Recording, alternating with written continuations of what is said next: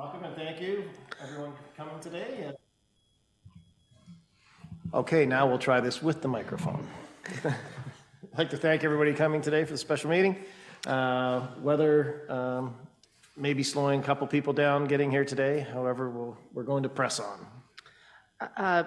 Be it resolved that the Township of Greater Madawaska calls to order the January 12th, 2023 special council meeting at 1:02.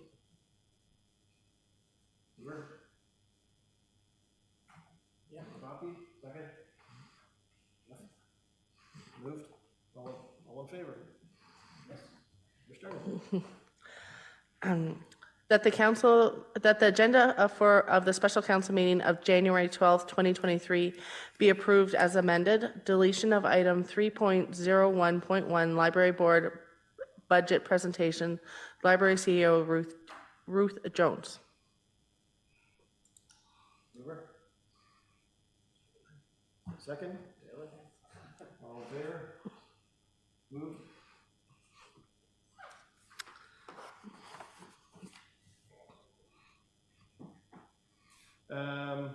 Do we have any declaration of pecuniary interest or general nature thereof today? I do for the meeting later on, but So not for the not this meeting. okay. No. Yeah. Then no. Yeah. Okay. Seeing none. So we're skipping the delegation.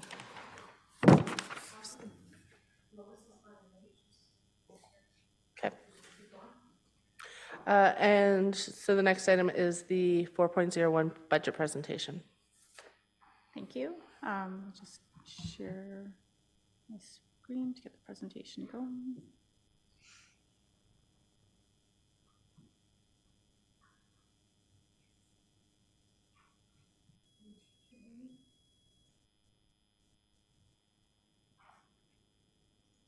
Was it up and ready? Perfect. Okay, thank you. So today I'll be presenting the 2023 budget. So this presentation will give the council an overview of the draft 2023 budget. The methodology for developing the budget included a 5-year trending while maintaining current service delivery and adapting to the growth and requirements under the asset management plan. So let's start with property assessment. So the 2023 property assessment for the township is provided in this chart. The residential property assessment accounts for approximately 97% of the township's assessment. So essentially, our tax base is mostly residential. The current value of the assessment is based on 2016 values, as the province has delayed the review due to the pandemic.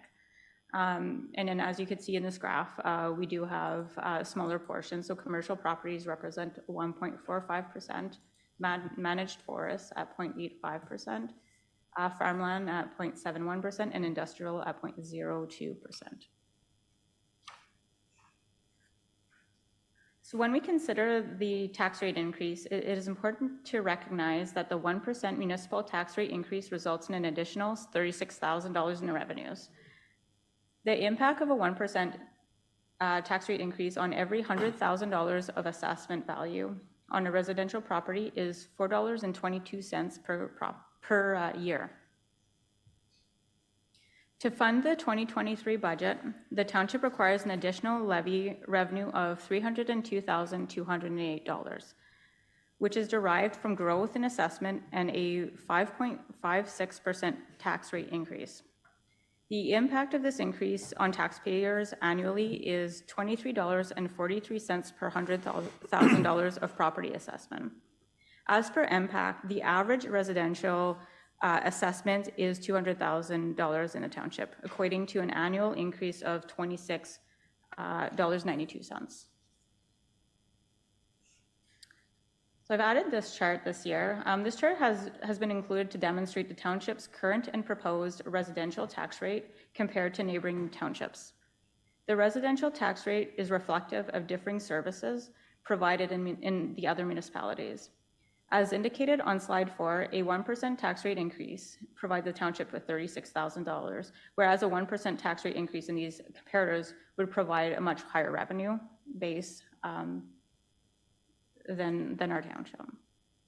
So I'm going to start by just providing an overall budget review for operating revenues, expenses, and then capital revenues and expenses.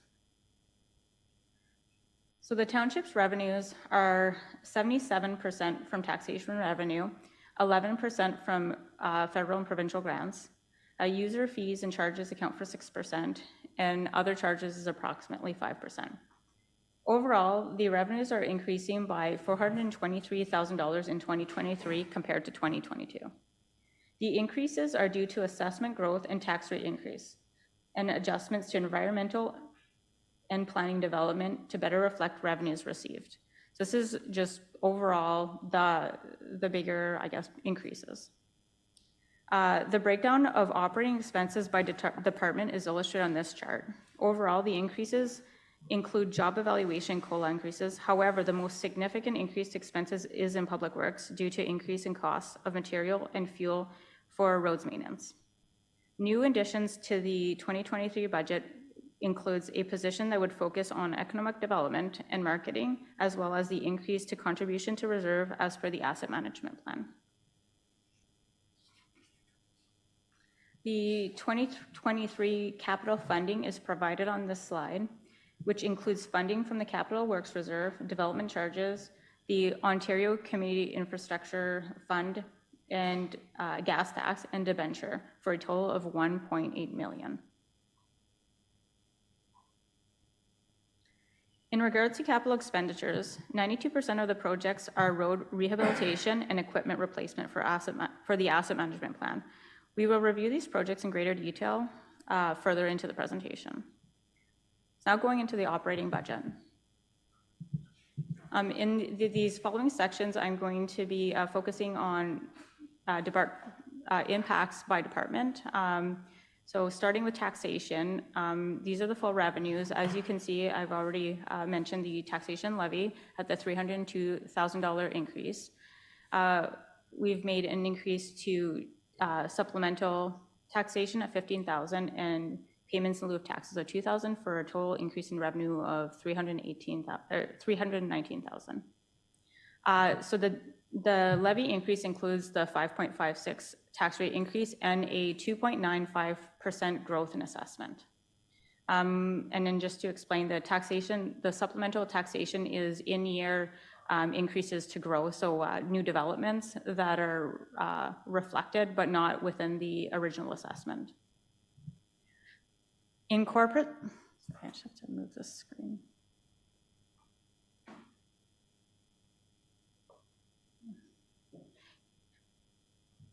Sorry. In corporate services, the revenues are increased by $7,600 and expenses also increased by $61,000 for a net operating cost of approximately $54,000.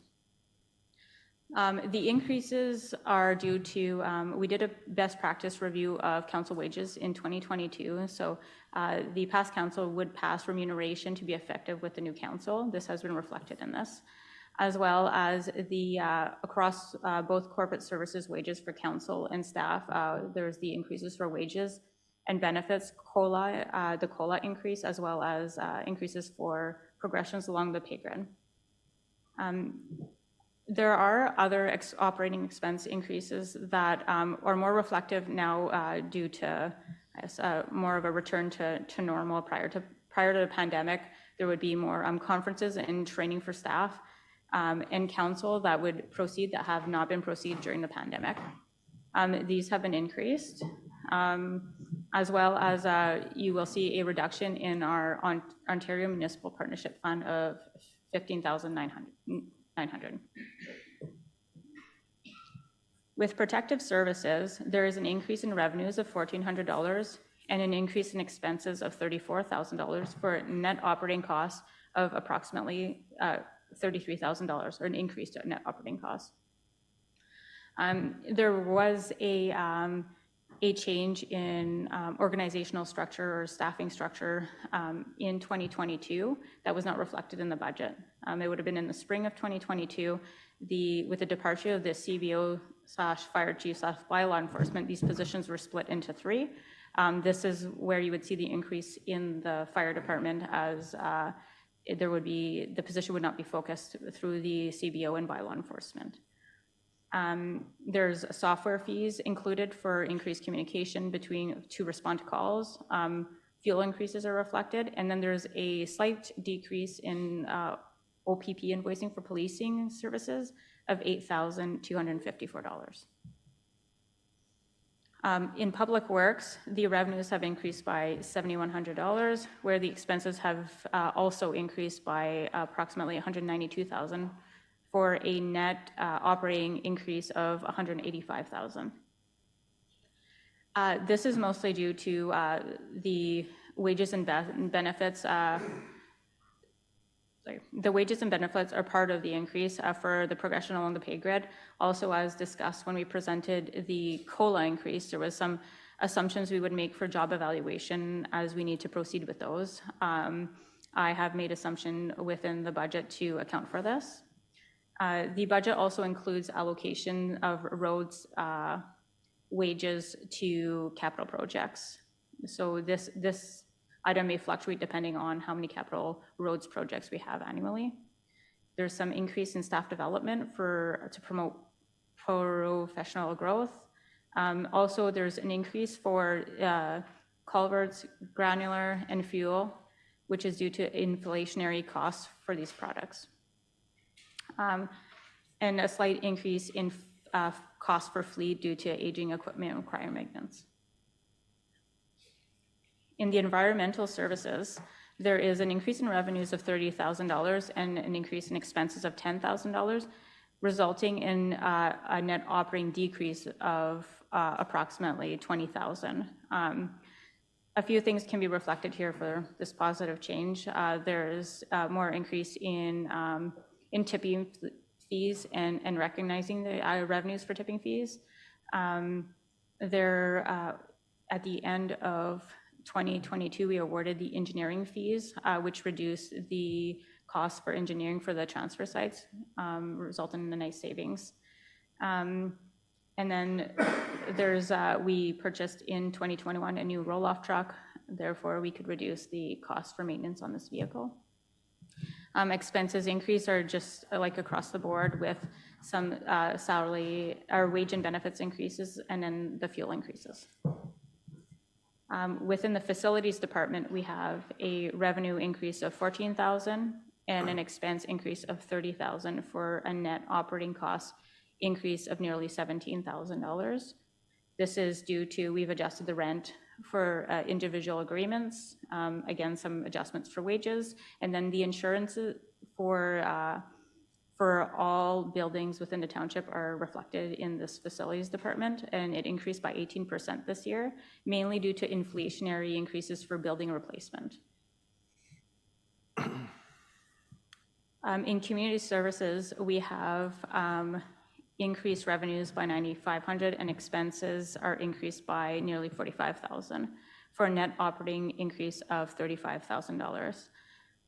I've noted here that there is an increase with the assumption of if we were approved to proceed with recruiting for a new position for focus on economic development and marketing, tourism, and recreation, which would be filled halfway through the year. Additionally, the library is included within the community services. At this point, we have adjusted for wages based on the prior year, and then once the library presents to council their budget and council directs staff how to proceed, we would be adjusting this section to reflect the impact of the library. And then planning and development, we have revenues of $49,000 increased and expenses of $12,000 increase for a net operating cost increase or decrease of $37,000. This is due to the revenue for planning and development has increased due to increased development.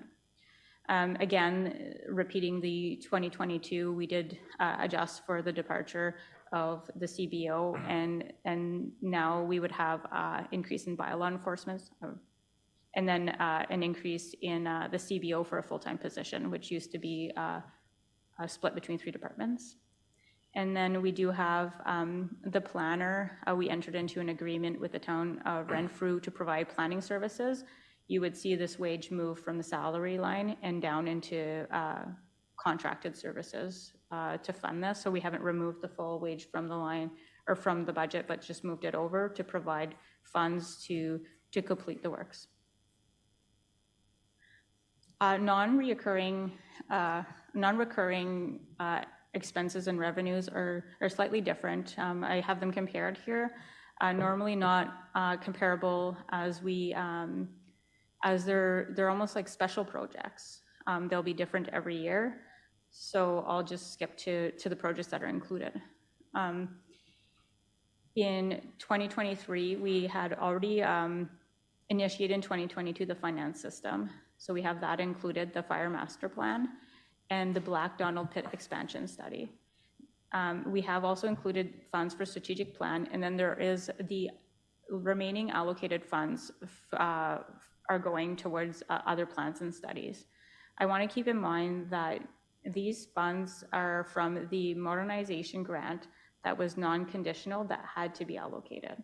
So we have council has in the past allocated the funds. Some projects are already initiated and awarded.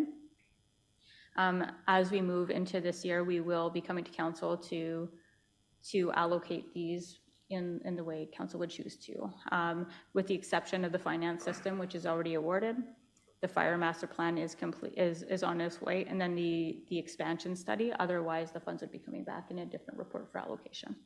But under our requirements for modernization funding, they have to be fully allocated.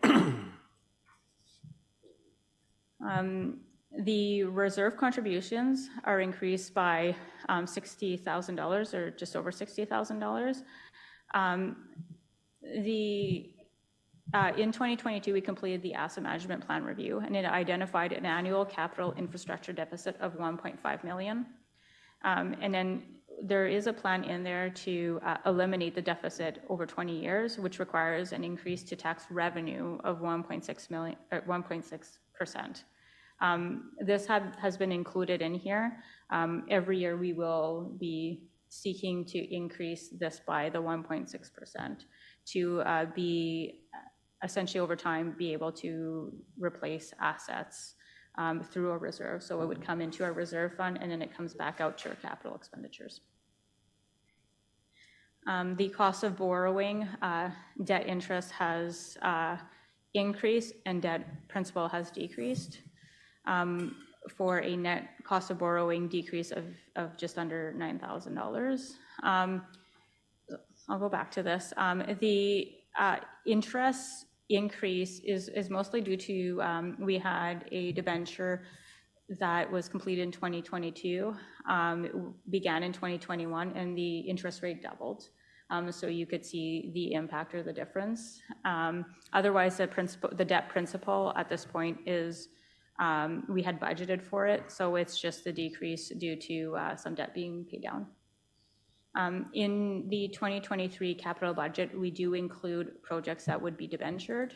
However, the debenture would not come into play until near the end of the year, which would cause the budget to increase in 2024 for cost of borrowing. So moving into capital budget, I'm going to allow the department heads to provide a brief description of the projects and rationale, just to provide a bit more information for council's consideration. And we'll start with the Public Works Supervisor. Thanks, Renee. So Flat Road, this is a section of Flat Road from 132 at Dacre in. There's a bad section of road there that is be culverts. There's one area that sinks real bad. We're going to hopefully excavate it and do it right and pave it and gravel. Madawaska Road, for this section of road this year, I can see we're going to have a little bit of issue with some property issues we need to take care of first. And we would like to maybe do a few culverts this year, but leave the remainder till 2024. In this time, we might also get maybe a grant for these sections of Madawaska Road we're working at, so we'll see.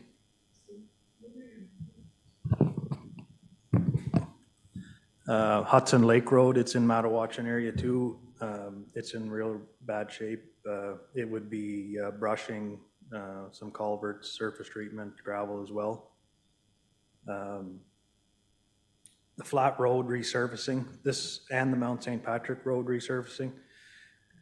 We tried to do this last year, and it turned out that Ferguson Lake Road was supposed to, we figured the gravel would be coming from a different quarry, and they opened one in Eganville, so they were trucking over these sections of the road. So last year we couldn't end up doing the surface treating we wanted to, so we moved it on to this year, and we hope to just overlay some of the road that's already there to extend the life of it.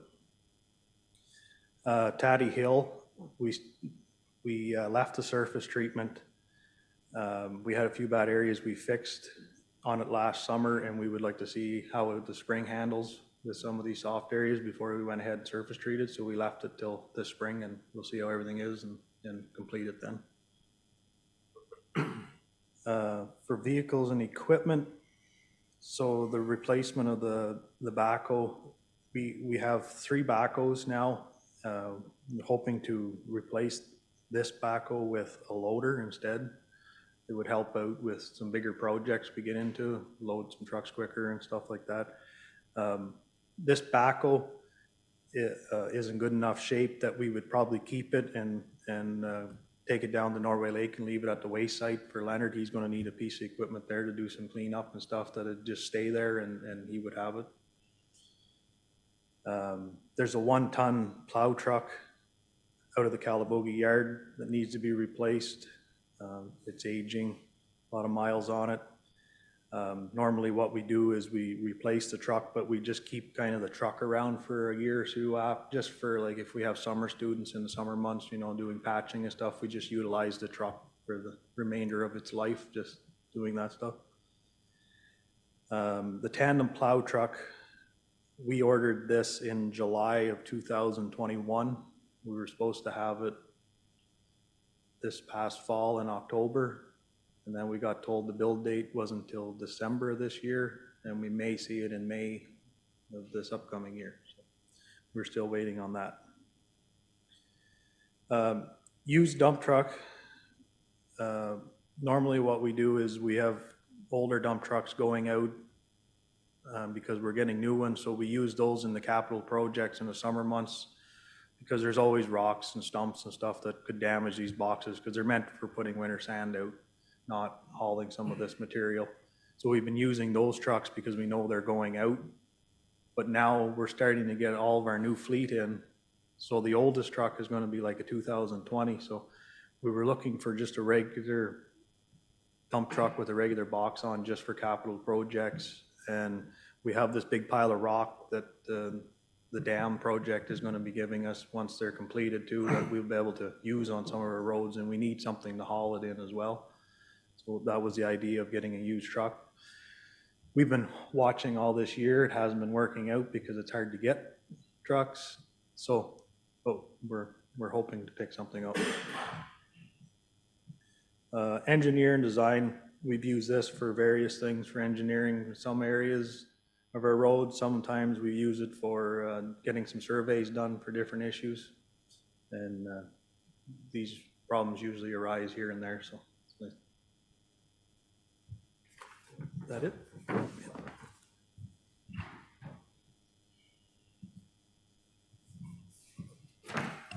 Okay, for facilities budget, it's not a whole lot, but they're the electrical for Francis Street. It was been on the books for a couple of years. The original panel's from 1974, so it's about time to change it. The air conditioning too, it's 1974. I didn't think they even had air conditioning back then, but. And then the Barnett Park boat launch. This $60,000 is to put a second boat launch at the park. Reason being is the first boat launch needs to be repaired, but in order to repair it with the permits and the fish window, once we go to repair that and it takes a couple months, we have no boat launch.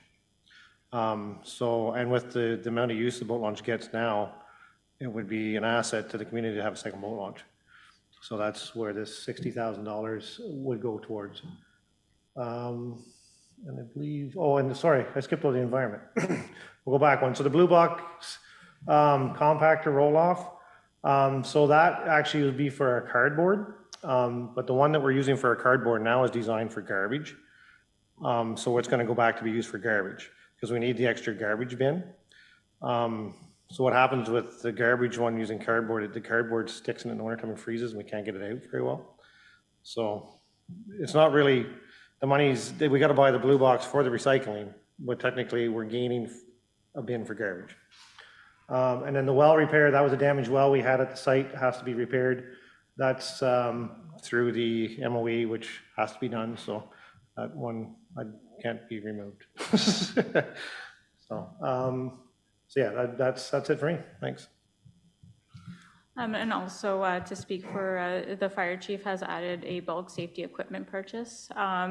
This $50,000 is to, I guess, bring us up to having, a new bunker gear, safety equipment. There's a excessive list if you would like to see it. But at this point, we're just trying to bring the equipment up to speed, up to date. So this is, at this point, an excessive list. And then I do foresee that we may need it for one more year after this, just to get us up to where we need to be. So just essentially what you're seeing here, and just to wrap this up, is that you have a column for projects that were approved in 2022 and we're looking to move to 2023. And then we have new capital items for 2023 for a total capital of $1.8 million. In debentures, so we're providing here a debenture schedule. As you can see, we have 2 debentures that are coming to maturity in the next few years. We have a 2024 and a 2025. We've included the new debenture that we proceeded with in 2022. This was initially initiated in 2021 and closed off in 2022.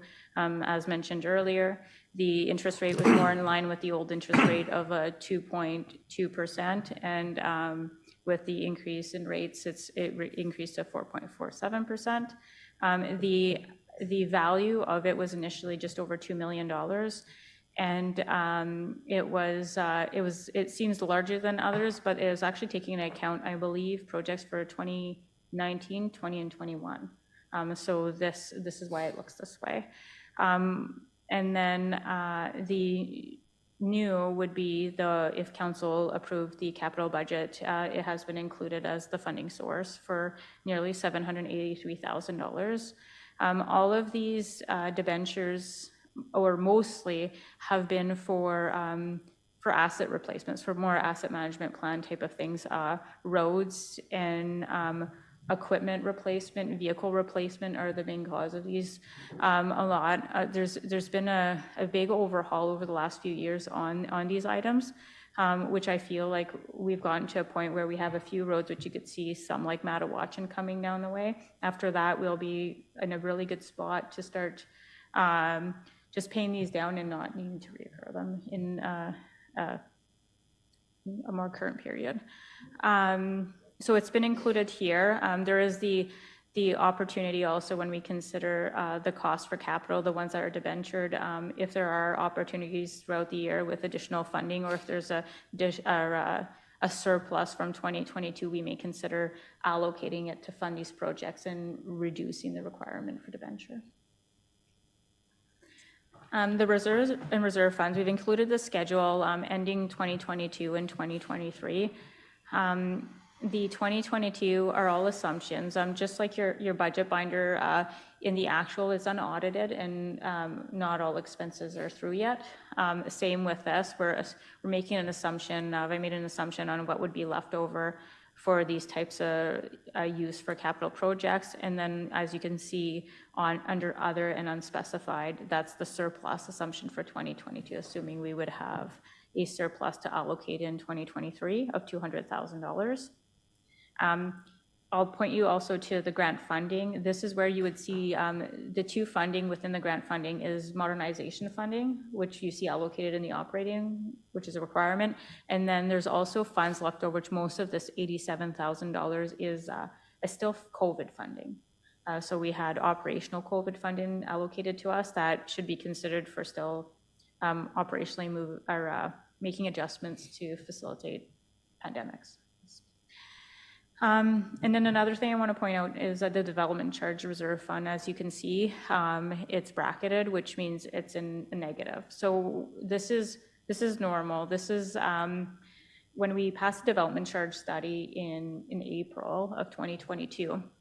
There are projects in there, Ferguson Lake Road, some equipment like he mentioned the boat launch. There will be items that are there that you're collecting over a 10-year period. As per the development charge fee. However, you may expense it before you collect it, and this is what you would be seeing here.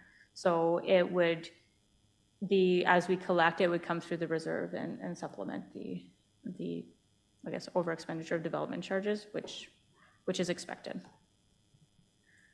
So off to the next steps. So at this point, we're looking for council to review and provide feedback.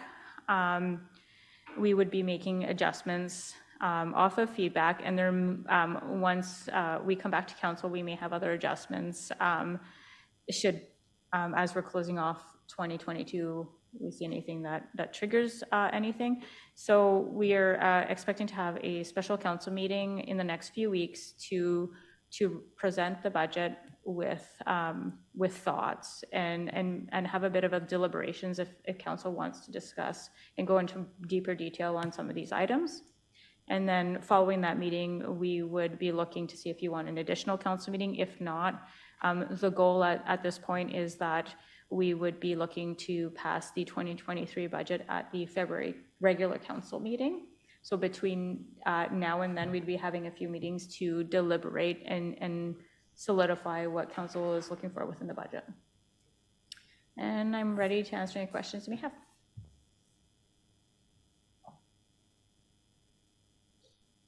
Does anybody have any questions at this time, or want to review what's been put in front of us and at our next meeting have our questions ready for Renee? And I would ask too that any questions that we do have prior to our next meeting, could you please at least a week or 4 days in advance get them to Renee, so that she can, if she doesn't have the answer readily available, although she always does, but give her time to put something together to respond to our questions, so that it is a progressive and useful meeting, that we're not getting anybody stuck in any mire. At this time, is there any questions from any of our councillors or anybody? Jeff? Just a couple of questions, if I may. The Ontario Municipal Partnership Fund was reduced by almost 16K. Is that Yeah, there's actually over the years in municipalities, we've been expecting that it would, over time, may not even exist. So we do receive, I want to say, just maybe $350,000 a year, and it's been periodically being reduced. So yes, expected. I think the intent is for municipalities to adjust revenues accordingly. The modernization funding, does it come annually, or is it a one-time that we can carry over multiple years? How actually it breaks out is that they initially in 2019 provided municipalities with non-conditional modernization funding, so one-time funding. We received just over $600,000. Municipalities were able to do whatever they would like with that. We've completed, and we will be providing when we bring it back to you, the list of projects that have been approved and completed, and then what we have left over. So to answer your question, this one was a one-time. In addition to that, after that, it's application-based. We've been really successful with modernization funding applications. So we've proceeded with different applications to do, we did a roads review, a planning review, we did a finance intern at one point with the modernization funding. We've been working jointly with other municipalities. This is one with a joint municipality, is to do other projects.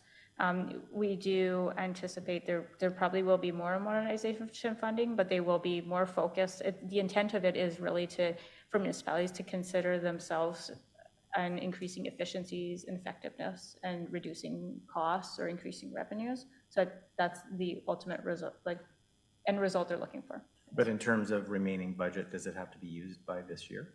Not for the 2019, the one that we have right now. It was actually non-conditional. However, it had to be allocated to be able to apply to the other grants that we have received. So it remains allocated. Okay. Couple of questions for you, Steve. The flat road work, the additional 145K, it's obviously, it's different than the other road work, flat road? Yes. Okay. One's a rebuild and one is One's maintenance. just an overlay of this already remaining surface All right. treatment. And I guess a question for you, Renee, about the 257K for the 10 truck that was budgeted last year, I assume. Yeah. Does that budget carry forward, or do we lose it and have to reallocate, or how does that work? From the beginning, it was budgeted to be debentured. So all you're seeing now is it's not debentured, so it's in the column to be debentured. Okay. That's all I have. Thank you. So I just wanted to add back to Mayor Weir's comment regarding leading up to the next meeting. So normally what I would do is recommend that you provide questions to me that I could provide answers. And what I would do is I would develop a document that would come to council with all the questions and answers. So this way we can discuss it in a public meeting and go through it, but everybody has the same information. Closed session for the training purposes of educating or training the members. The council meeting of January 12th, 2023 at 1:38 p.m. Enter into a closed session pursuant to section 239(2) of the Municipal Act regarding for the purposes of educating or training the members, council procedures. Can I have a mover to enter us into closed session and a seconder? Second, Lois? All in favor? We will be moving into closed session. Sean?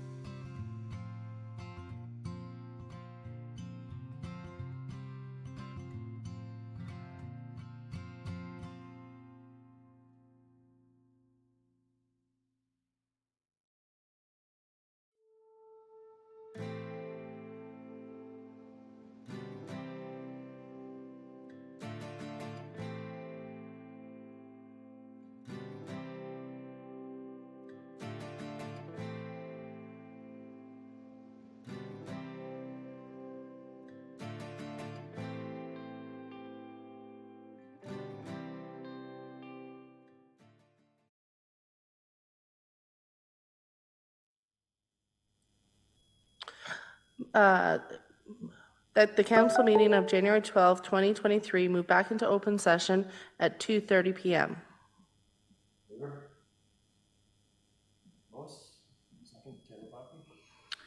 That council instructs, sorry, go ahead, I was too anxious there. I assume we all vote in favor. Oh, my mic, yes. My mic again, Sean, sorry. All in favor? Motion to move it. The council instructs the following as a result of the closed meeting item for the purpose of educating or training the members, council procedures to proceed as directed and closed. Move it. Yes. All in favor? Passed.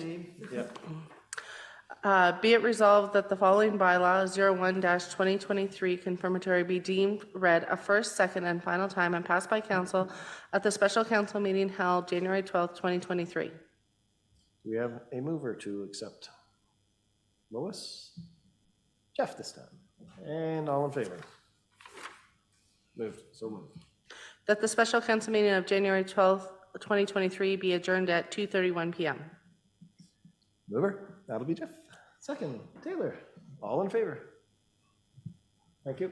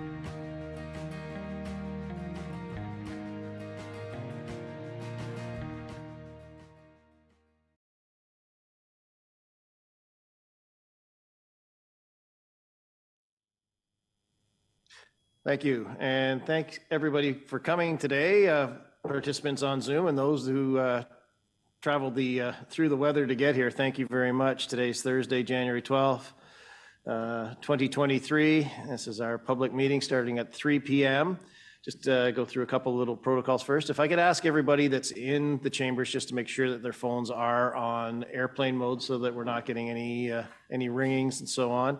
And those people on Zoom, if we could ask you to keep your microphones muted until it's time to speak. And if you do have any questions, can you use the process within Zoom? You'll see there's a way that you can wave your hand to say that you have a question. And once we see that, we can acknowledge that and call on you, and you can put your mic on at that time. And then once you're finished speaking, if we could ask you to turn your mic off again, because on Zoom, who's ever speaking becomes the screen. And if we have people talking over each other, we just get multiple screens flashing in and out. So if you could do that, that'd be greatly appreciated. And then thank you. Allison? If you are on Zoom, can you please put your full name so we know who is in attendance for communication purposes?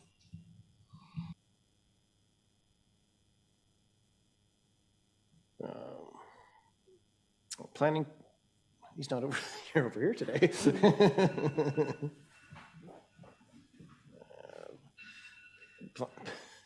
I'll just wait for the ringing to stop.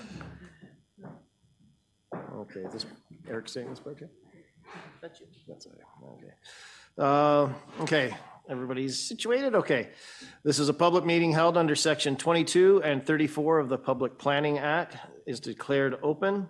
The purpose of this public meeting is to considering the following applications. Please bear with me. They're long-winded and I can be too. So first one is file ZB 2206.10, being the application for zoning bylaw amendment submitted by Shaw and Valerie Popke to amend the township's comprehensive zoning bylaw 22-2003 to permit accessory use to building structures on a lot prior to the main permitted use required as condition of approval by the county consent application B 54/2023 22 for the creation of one residential lot. Second one on our agenda today is file ZB 220611, being the application of zoning bylaw amendment submitted by Adam and I'm going to apologize for pronunciation of the last name. If you're here, you can correct me. Kaspersack Survey Limited, agent on behalf of Hubert Hewer, to amend the Township Comprehensive Zoning Bylaw 22-2003 to limit the development minimum distance of 300 meters from the Madawaska River, which is considered an area of archaeological potential required as a condition of approval, the county consent application B30/22 for the creation of one residential lot. Moving on to file number 3. File is ZB 220612, being the application for zoning bylaw amendment to submit Keegan and Diane Balcombe to amend the township's comprehensive zoning bylaw, bylaw 22003, to permit a secondary dwelling unit to be larger than the first dwelling unit, to increase the maximum height of the accessory building to contain a secondary dwelling unit of 8.28 meters, required to facilitate the construction of a smaller dwelling prior to the construction of the larger second dwelling. Number 4 on our list today. This is a county official plan amendment number 37, being an application to amend the county official plan submitted by JP2G Consultants Incorp. On behalf of Calabogie Motorsports Park to reinstate the use permitted in the base of rural designation, which include rural resident, commercial, recreational, industrial, and institutional uses where they are appropriately located, in addition to those tourism commercial uses already permitted in the rural exemption 5 designation. The application is with the county of Renfrew, and the township has been circulated the application for the purpose of providing comments on the application considered by the consideration of the county council. Any written public comments must be submitted to the county for consideration in accordance with the instructions of the notice of application of the public meeting. That's our 4 for today. And at this time, I will ask staff to please confirm that the required notice was given to the subject applications in accordance with the requirements of the Planning Act. Eric? Thank you, Mayor Weir. And yes, I can confirm that for the township applications, the first 3, we did provide notice in accordance with the requirements of the Planning Act. I'll just ask the county planners in attendance if they could confirm for the purposes of OPA 37. Thank you. Yes, good afternoon, everyone. I'm Ann McBain. I'm a county planner at the County of Renfrew. And the notice for official plan amendment number 37 was provided on December 5th to all property owners within 120 meters of the subject property and to public agencies as well. Thank you. All those at the public meeting will have the opportunity to speak in favor or in opposition to the applications. Any and all comments and information submitted, whether orally or in writing, including identifying information, becomes part of public record and could be made publicly available at any point, including on the town's website or other electronic forms or publications in accordance with the Planning Act requirements. Any persons wishing to receive notice of decision regarding the applications being submitted or being considered must send an email request to the township office or, on our file number 4, the county office in respect to OPA number 37, immediately following this meeting. In all cases, must be received prior to the date of the decision of the township or council on the matter. Pursuant to the provision of the Planning Act, the rights, the limitations to appeal to the Ontario Land Tribunal with respect to the decision of councils are as follows. I'll quote for you. A person or public may file an appeal with the Ontario Land Tribunal, known as OLT after this, within 20 days of the issuance of notice of decision.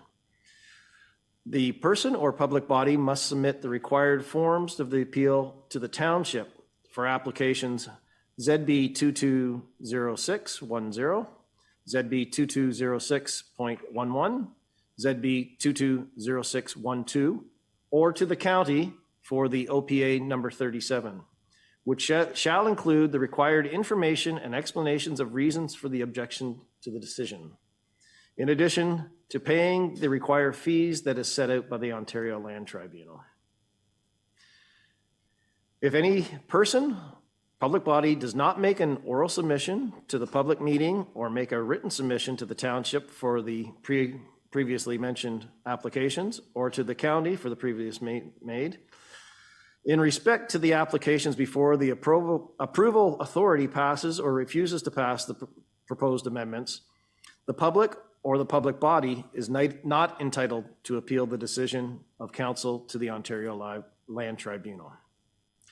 If a person or public body does not make an oral submission at the public meeting or make a written submission to the township for the previous mentioned applications or the county for OPA number 37 in respect of the applications before the approval authority passes or refuses to pass the proposed amendments, the person, public body, may not be added as a party to the hearing of appeal to the Ontario Land Tribunal, unless the opinion of the tribunal says there are reasonable grounds to do so. Thanks for listening to that.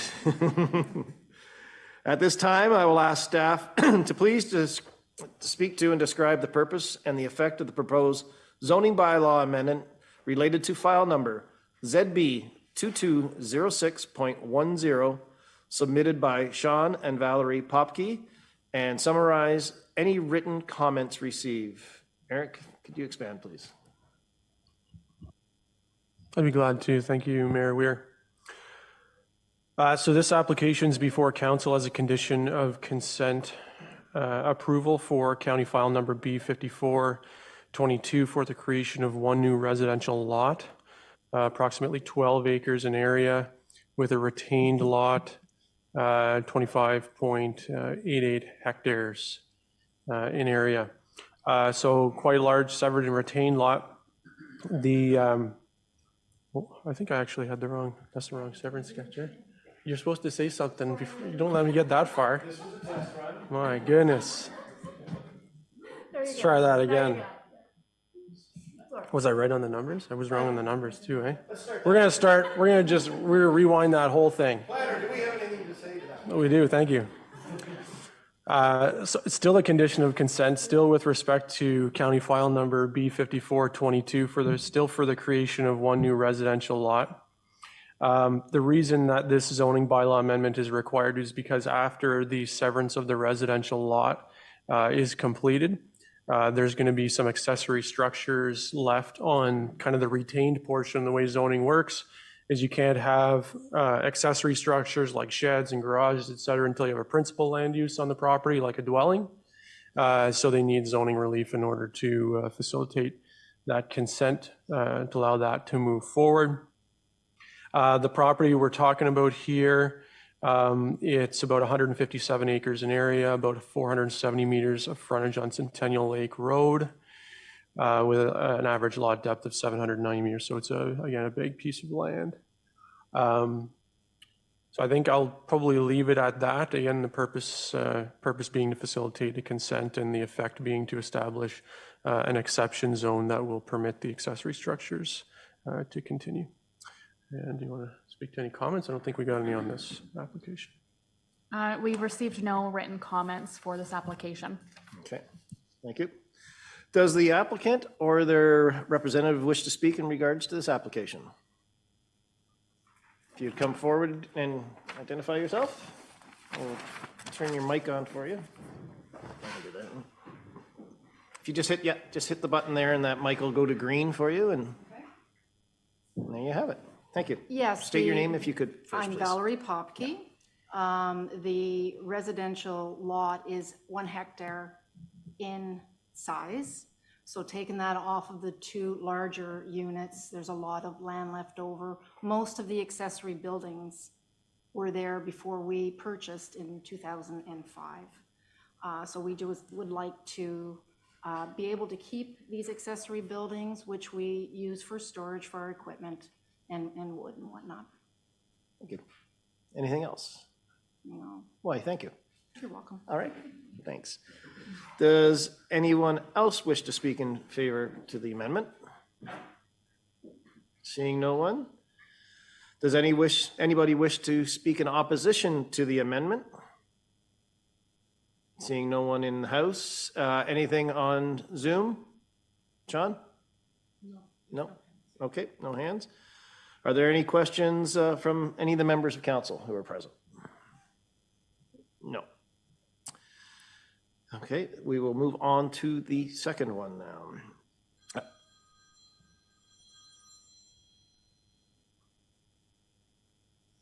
If I could ask the phones put on airplane, please.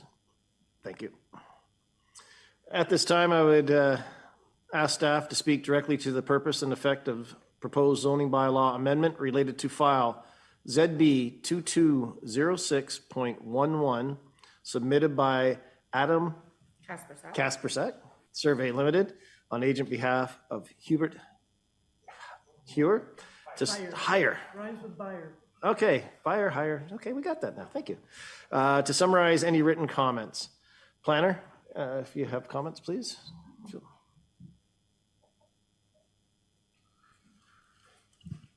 All right, we're going to try this again. So this is a property that is about 79 acres in area.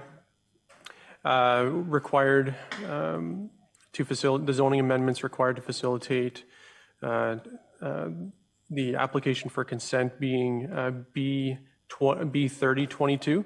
There's also a concurrent consent application, B2922, but that's just for a lot addition. It doesn't require a rezoning condition. The purpose of this this zoning bylaw amendment application is to restrict development within 300 meters of it's not the Bone Share River here. It's the Madawaska River. I also work in the town of Renfrew. Thank you. To restrict development within 300 meters of the Madawaska River, and that's to protect the lands in the event there are any archaeological resources in there. A 300 meter buffer is applied, and but upon clearance of the lands of archaeological potential through the submission of required reports and clearance letter from the ministry as applicable, development would be able to occur. There's no development proposed within that area right now, but just as a matter of consistency and conformity with provincial and county policy, this zoning bylaw amendment is required. So the effect would be to create a site-specific zoning bylaw amendment with the restriction of development within 300 meters of the river. Thank you. And for this application, we have not received any written comments. Thank you. Does the applicant or their representatives wish to speak in regards to this application? I do have a question. If you come forward, please. Are you the applicant or? No. Okay, then let's hang on for 1 sec. Does the... Colin Slight here, representing Adam Kaspersek Surveying Limited, available here to answer any questions that you might have relating to this application. We processed it on behalf of Mr. Hire, and Eric has captured pretty much what we're trying to achieve here is delineate 300 meters from Madawaska River, and no development take place in that part. Okay, thank you. Do we have anyone else that wants to speak on behalf of the applicant? Nancy Hutchinson, is it? Oh, hello, yes. Is she part of the applicant? No. You're not part of the applicant? Okay. No, I just have a question when it's the appropriate time. Yep. Okay, so no other comments by the applicant itself? Does anybody wish to speak in favor of the amendment? Seeing no one. Does anyone wish to speak in opposition to the amendment? Is your question in regards to opposition, sir, or is it just a general? I had a general question. I'm the person who's doing the lot extension, which is going to border that property. The lot addition? Sorry? The lot addition? Yes. Okay. Fine. So can you please come up? Yeah. I'm not, Just identify yourself too, please, sir. my name is Mark Hire. Hit your little green button. You're on. My name is Mark Hire, so I'm bordering that property, and we're doing a lot addition, which is going to go onto that property. So I guess my question is, we're considering in the future maybe purchasing that adjoining property. And now will this 300-meter extension from the river become part of my former property as well? Maybe that's a question for the surveyor, or I'm not sure how that would work. I'll defer that to Eric, our planner, for that. Yes, thank you, and through you, Mayor Weir. So zoning is, it is scaled, so it is a very specific instrument. So in the event that the boundaries of the property are changing, then that portion of land would potentially need to be rezoned as well. But because of the nature of this zoning bylaw amendment, as it pertains to archaeological resources, the likelihood is that it would not be removed until an assessment comes forward. So I guess at the end of the day, the zoning would apply to the whole of the retained lot to prevent development within 300 meters of the river, and that would continue to apply until the lands are cleared of archaeological potential. Okay. Yep. Thank you. And sorry, I believe it was it Nancy Hutchinson that had, is that correct? Yes, yes, it is. Thank you. Thank you. So my question really is, I'm, part of the McCrae family, and many of the whole of Springtown was created by the McCrae family in the 1980s, as you know, and my mother owns one of the lots underneath at the waterfront. So the lot in question is above our family's lots. And I guess our concern was, does this application have any effect on, we're on part lot 17, I guess. So on the waterfront, next to the bridge is my parents' lot. So I'm just curious whether, we were concerned when we saw the 300-meter rule. My mother's entire lot is it would be 300 meters from the waterfront. So we didn't know if this would affect us as far as developing it in the future, or is that just a separate issue that we would have to go through ourselves as far as an archaeological release in the future if we were to develop that lot? So I hope that makes sense. I'm sorry. Thank you. I'll defer that to our planner, Eric, who has much more expertise in this area than I ever will. Okay. Thank you, Mayor Weir. So the answer to your question is that this application only pertains to the subject land. So it doesn't extend beyond the boundaries of the lands that are involved in the application.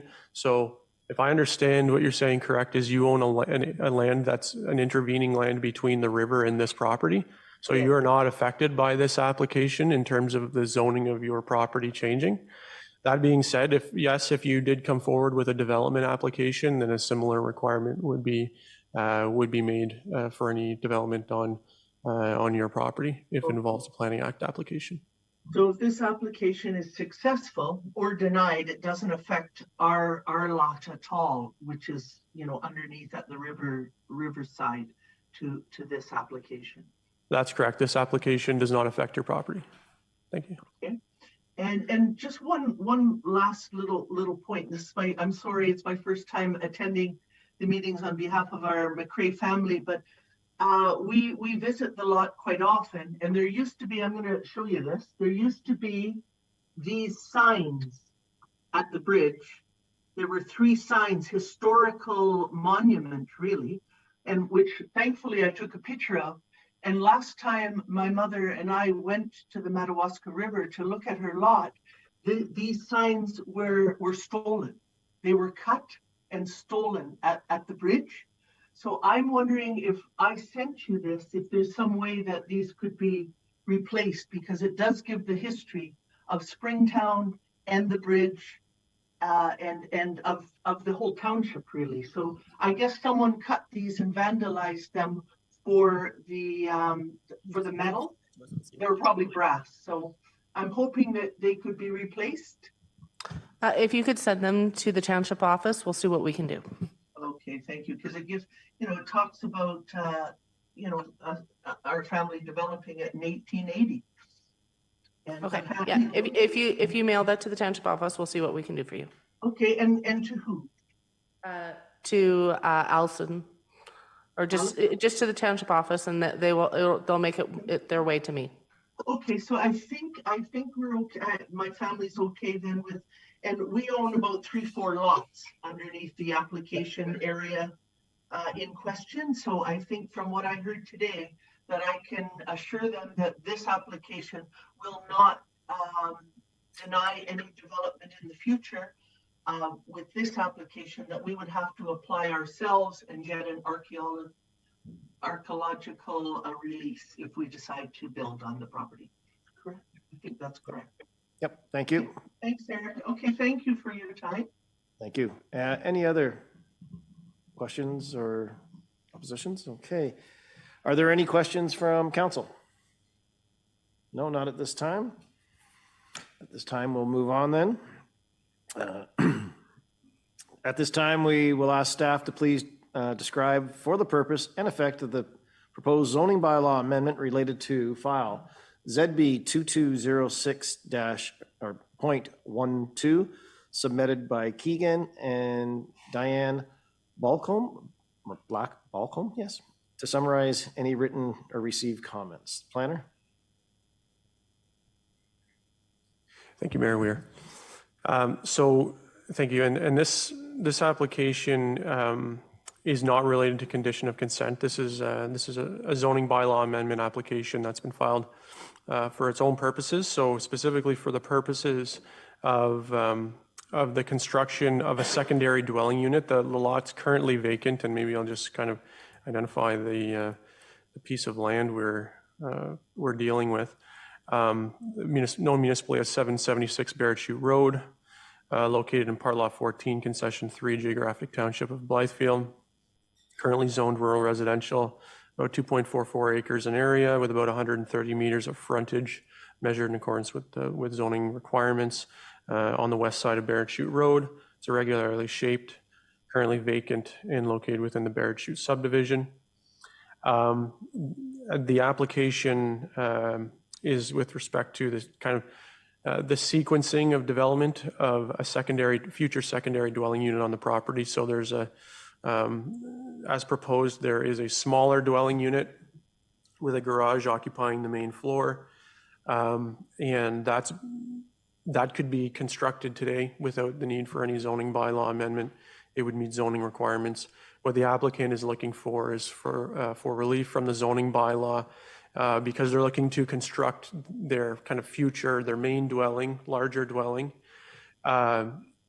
afterwards. And the way the zoning kind of works with secondary dwelling units is it contemplates you having a dwelling, and then you kind of build a smaller one as a secondary dwelling unit.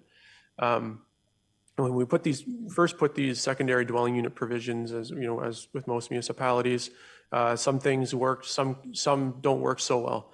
And I would say that this requirement for the second dwelling unit to be smaller than the first one is kind of one of those situations where they don't, initially they seem like a good idea, and in practice they don't really work, because you can have lots of situations where the second dwelling unit might be larger.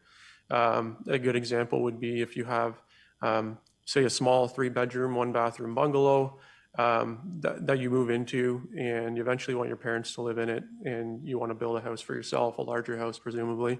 The zoning doesn't permit you to do that. So I think in principle that doesn't make a whole lot of sense, because the idea is that we should be, trying to permit second dwelling units, as of right where possible, and where the on-site services can accommodate the second dwelling unit.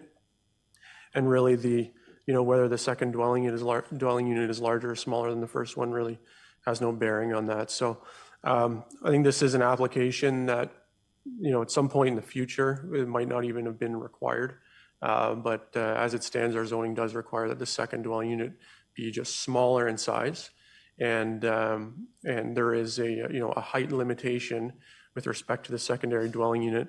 For any dwelling unit built today, I think it's 10.5 meters. In the rural residential zones, definitely 10 plus. That's standard in a lot of zoning bylaws for most single detached dwellings. There's a smaller height limitation for just regular accessory buildings, and then if you're putting an accessory structure, a secondary dwelling unit above a garage, you can go a little bit higher. So at the end of the day, this bylaw, in addition to allowing for a larger second unit, will also allow for a little bit taller second dwelling unit relative to what's permitted as of right. So that is the purpose and effect of and the effect would be to create a site-specific zoning bylaw to reflect these requirements. And I think Kristen's got a few notes with respect to comments. Yeah, so we have received quite a few written submissions for this application, 4 in total, 3 with concerns and 1 in support. All have been provided to council members ahead of today's meeting for consideration. Some of them aren't quite long, so what I've done is I've kind of made a summary of most of the concerns, obviously, that have been identified, because some of the written comments all have some of the same concerns. So one of the concerns are related to the restrictive covenants in Barrett Chute and how they affect this amendment. There's concerns specifically related to specifically 1H of the covenants that states that the minimum gross ground floor area of the dwelling, which excludes any non-residential areas such as a garage, be that of a minimum of 1,200 square feet.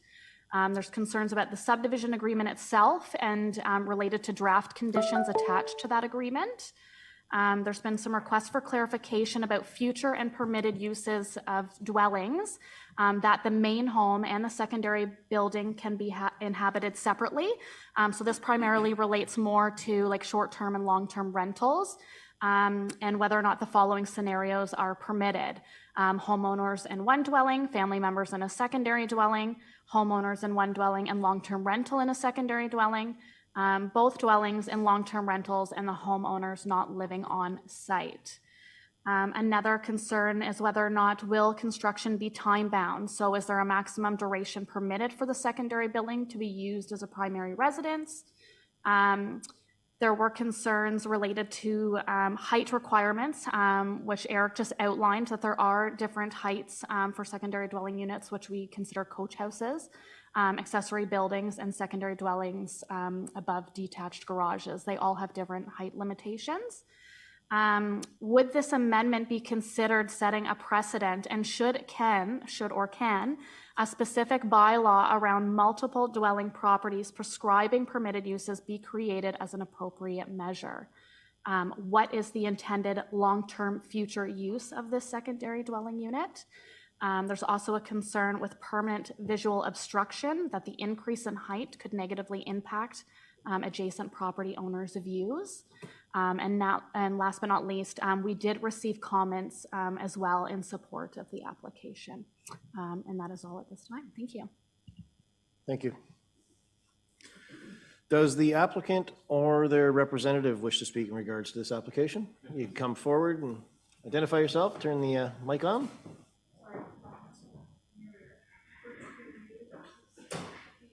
Oh, thank you. Which one? No. We have somebody on Zoom who is identified as MF. Could you put your full name in so that we can have record, please? Thank you. Sorry. Apologies. Go ahead if you turn your mics on.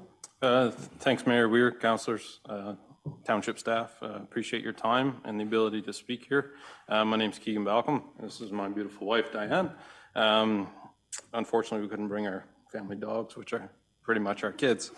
To speak about our amendment proposal,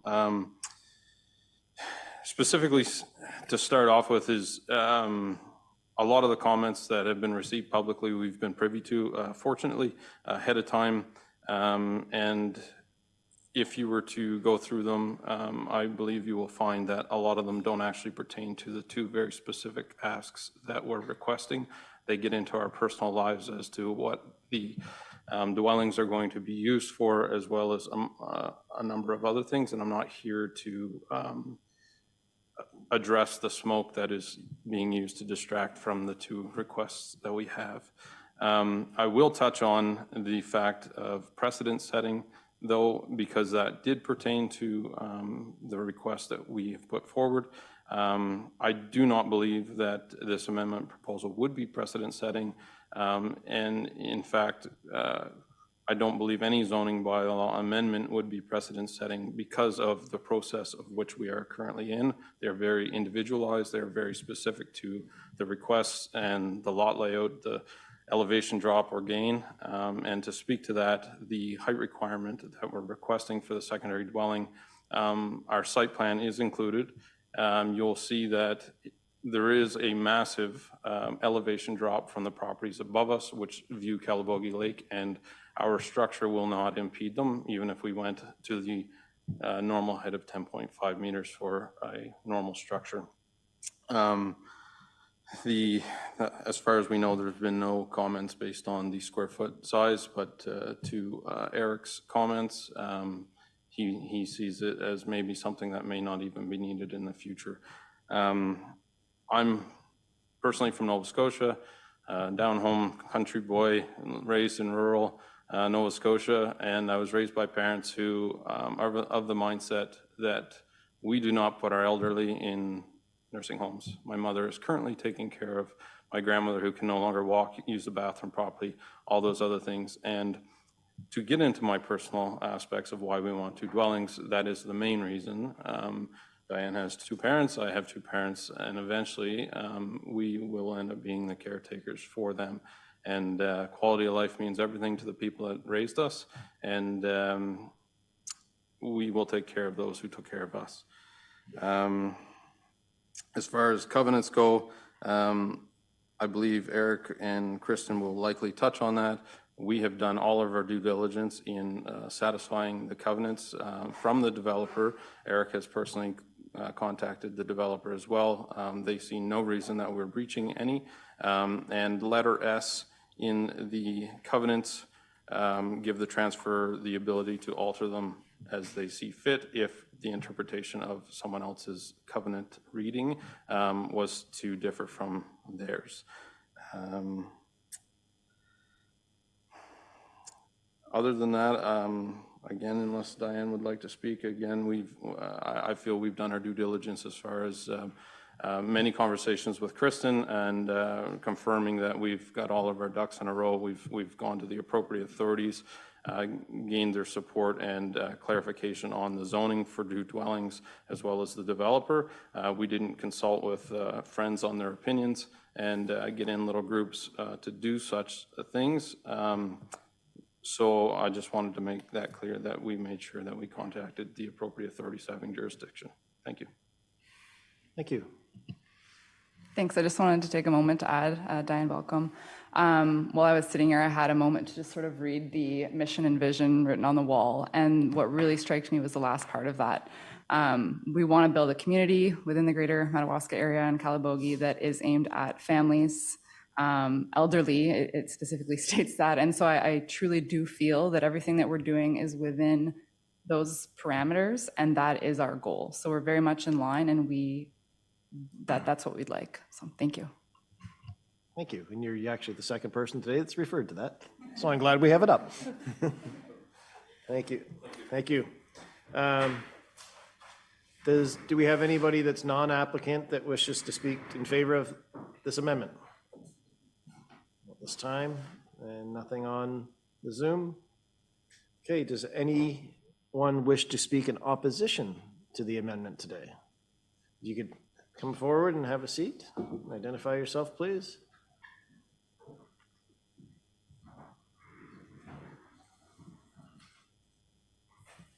Thank you, Mr. Mayor. My name is Martin Liliev.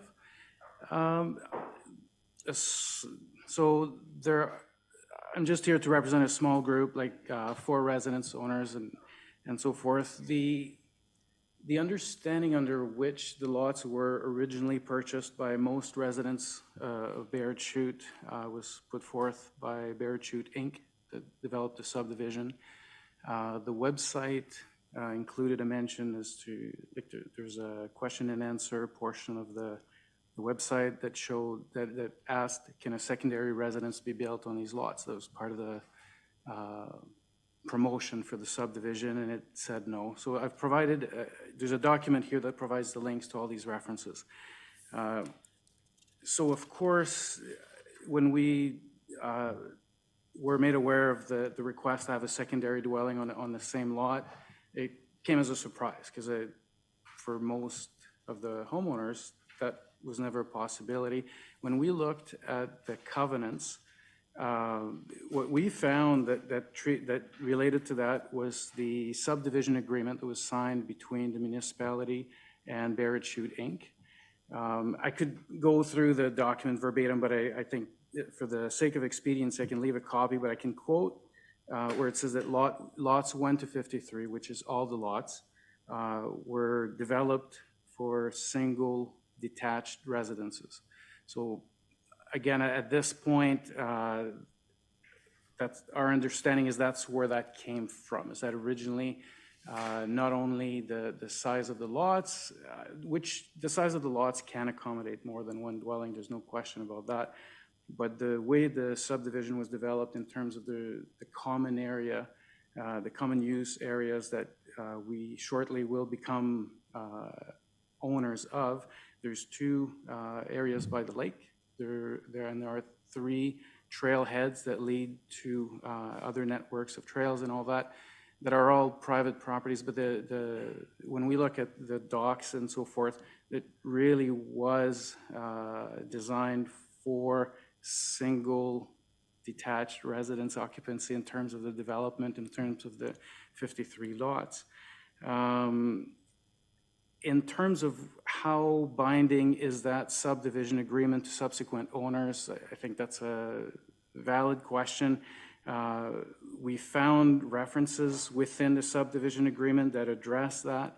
And if it's helpful, I can quote just those little sentences, or I can just distribute it and later you can look at it. Like, this is not going to be decided today.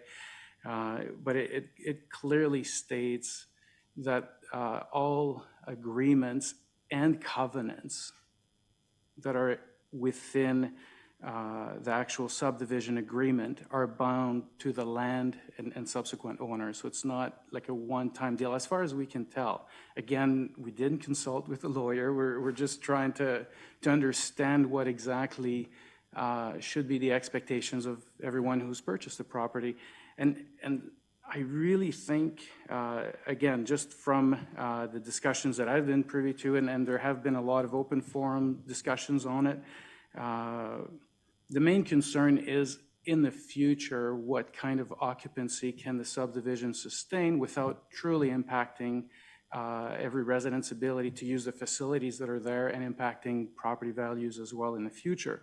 So while incredibly sympathetic to any individual needs, there is a question as to whether that's a reasonable use of the subdivision or not, because it, again, from the documents that we're able to access, it was never intended for that, and that's the expectations of the homeowners.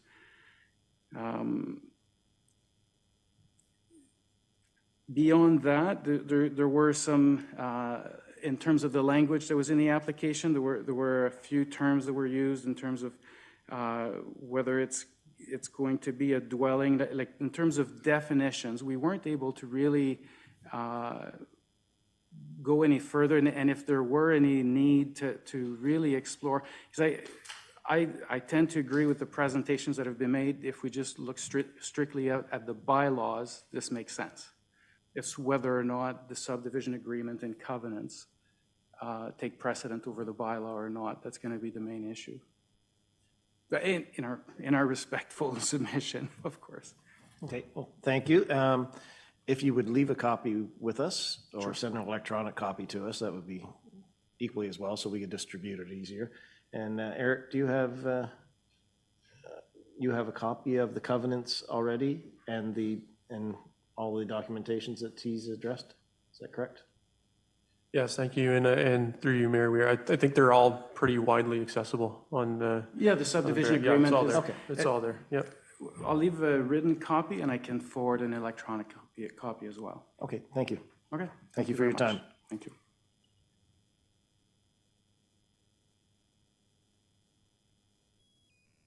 Do we have anyone else that wishes to speak in opposition to the amendment?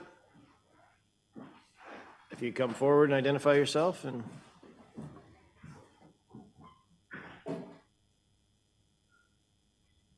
Hi, my name's Mike Thomas. I live in Barrett Chute.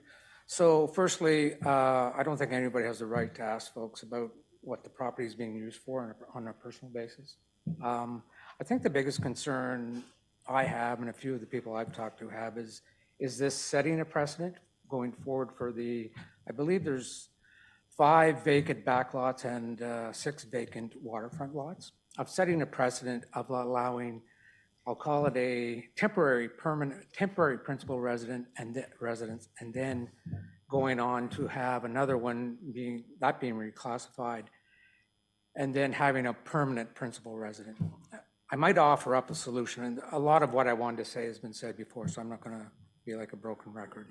But maybe a solution here, and as I say, I am concerned about what would happen with future builds on the rest of the vacant lots, because to date, all of the homes that have been built there have been single-family dwelling homes, either with an attached garage, a detached garage, or a combination thereof.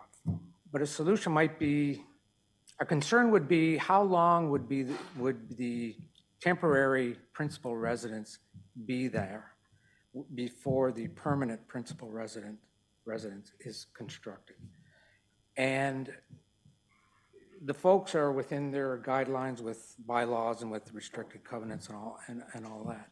But something that could happen, and I know everybody who's built up there to date has built within this, I think it's in the restrictive covenants, has built within 2 years from the date of the issuance of the building permit. So might there be somewhat of a relief valve here on people's concerns in terms of putting a timeline in terms of when the original building permit is granted to have the second dwelling or the permanent principal residence being constructed X number of years from the date of the issuance of the initial building permit, like 2 years, 2.5 years. So I'll leave it at that. Well, thank you. I'll ask our planner to look into that. I assume he already has an answer, but I just want to make sure that he's quantified and qualified that at the time. But I'm just going to leave it at that for right now. Okay, if Eric could just research that. Thank you. And I believe we had somebody else, if you'd like to come forward. And then we'll get to any Zoom afterwards.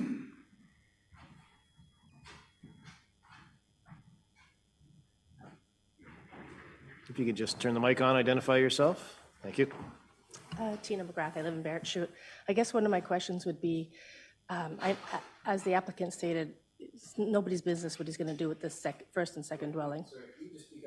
Yeah. As the applicant had stated, he doesn't really have to tell us what he's going to use the first and second residence for. But my concern would be resale. If he sells it before, whoever's buying it next, will they put renters in there? And if the application truly is for elderly, why not an extension of the home? Why not, just build a little bit of a nanny suite or a larger nanny suite? Some of them come with separate entrances, separate garages, but they're still attached into one big unit. So my concern would be that if there's 2 dwellings on there and it sells before one unit is taken down, who's going to buy it and what are they going to do with the second unit? All right, thank you. We'll take that into consideration. And we have somebody else. Come on up. Is the mic still on there? It is now. Thank you, Mr. Mayor. Just a quick question actually for Mr. Withers. So it's regarding just the bylaw in the first place. I'm just wondering, right now there's a height restriction, I understand, as dictated through the bylaw. My question is the reason for that height restriction in the first place. Can you speak to that, or were you around when that bylaw was constructed? Thank you, Mayor Weir. I mean, typically height restrictions are put in place for a number of reasons. Generally, it can relate to, you got to have some number on it. You look at the vast majority of single detached dwellings are built to no more than 3 stories. And that generally represents about 10 meters in height. It's like very uncommon to have anything taller than that in terms of a single detached dwelling. So that's generally, like throughout the province of Ontario, 10.5 meters is like a very common maximum for single detached dwellings. They can obviously go higher in urban areas. For accessory buildings, again, normally you're just, you're putting something in place that emphasizes the single detached dwelling as the principal land use. But all that to say that zoning bylaws have a lot of performance standards. They have a lot of things that you got to start somewhere, I guess you could say, right?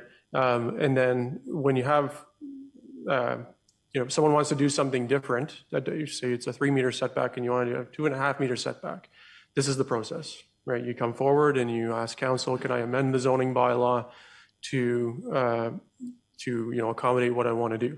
And you can't just show up in at a meeting like this and ask. You have to submit an application. There's fees involved. You got to submit a sketch, and you've got to demonstrate that what you're asking for is legitimate, it meets policy, and it's consistent with what's required. So I guess that's a very long answer for a very simple question, but I guess it's a bit more complicated than why was it put in place in the first. There's a lot of reasons, but this is the process for making any changes to that. Maybe just a supplemental then. So I'm just wondering again, I'm not sure I've got the answer there in terms of why it was put in place in the first place, whether it was for ecological reasons or other kinds of reasons.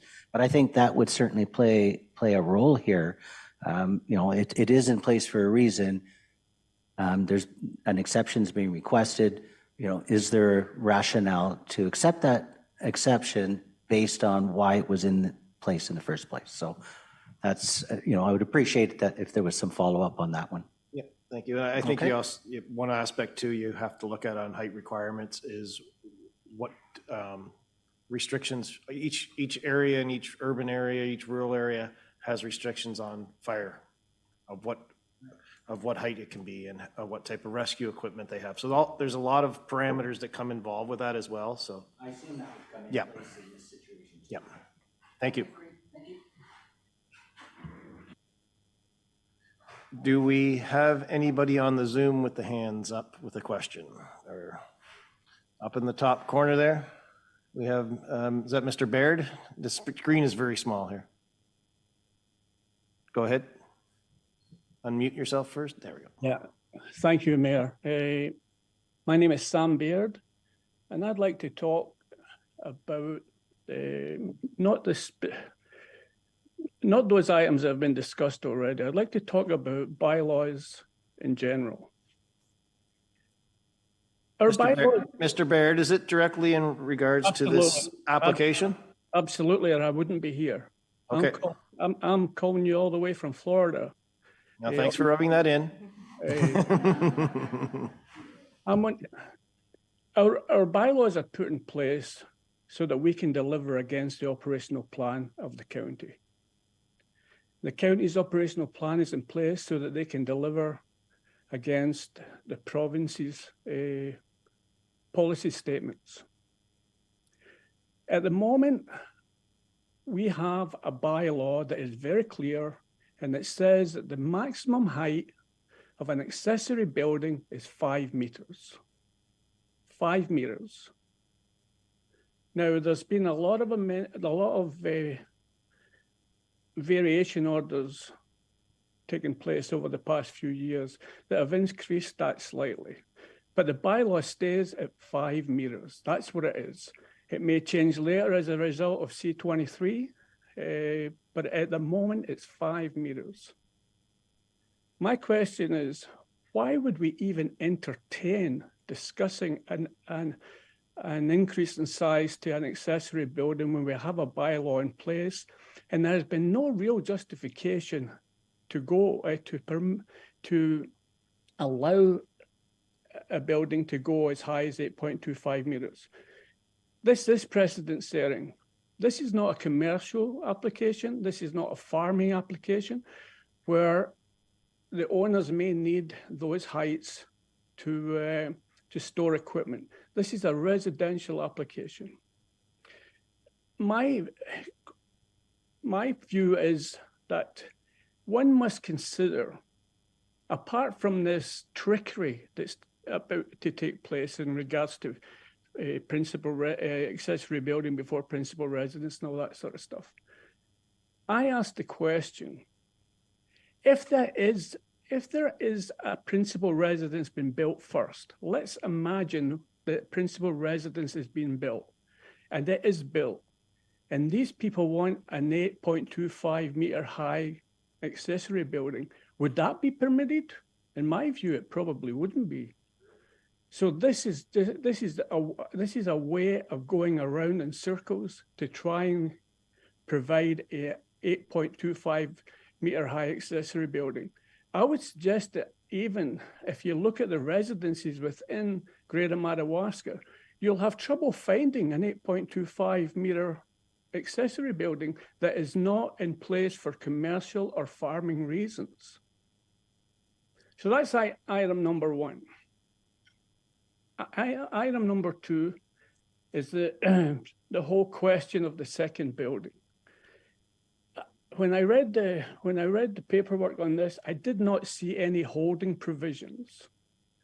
Normally, a municipality, when they've been made a promise that they're going to do something later, the applicant is going to do something later, the municipality generally put a holding provision in. Those holding provisions can be a multitude of things.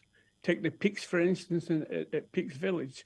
There was a holding provision of a number of lots that the developer had to provide to the township. And there's a few other subdivisions around town where a number of lots were being given as a holding provision to make sure that the roads were put in place, etc., at a later date.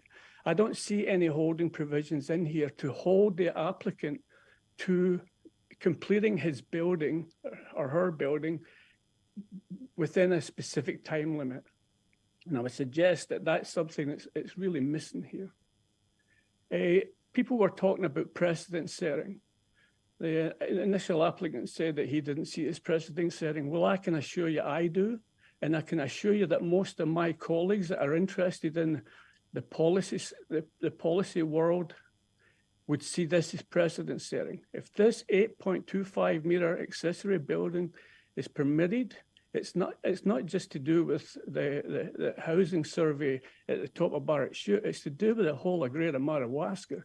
You're going to have applications coming out your ears for people who want to build 8.25 meter accessory buildings. So I'll leave that with you, and I thank you for the opportunity to speak before you.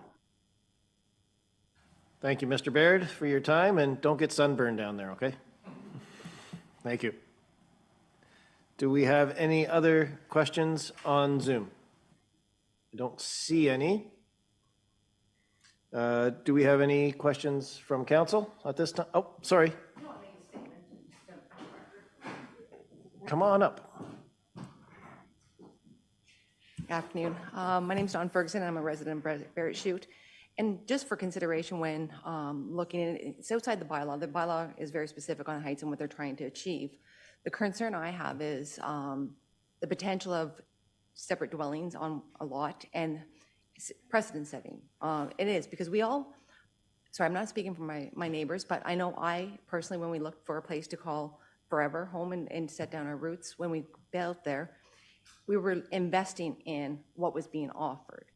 And I'm concerned that if we do set a precedence of having two dwellings on one, two separate residents, and then we go through the application of them being, what's the word, like severed, so that they're individual addresses in one household. It's one of the smaller lots within Barrett Chutes. I'm going to say most of our lots would accommodate a full functioning secondary dwelling. What stops us and from other people taking that precedent and going with it? And now we're changing the people who invested the initial investors within Barrett Chute. There's nothing to safeguard our investment. Now we have 2 times the amount of homes when we bought into like what is deemed somewhat of an estate community. So it's down the road, and the snowball effect, the ripple effect of what this one application might have for the greater good of the residents that are already here and established homes and roots. And I support other points that my colleagues and friends have brought forward as well, but that's my shameless plug. Okay, thank you for your time. Thank you.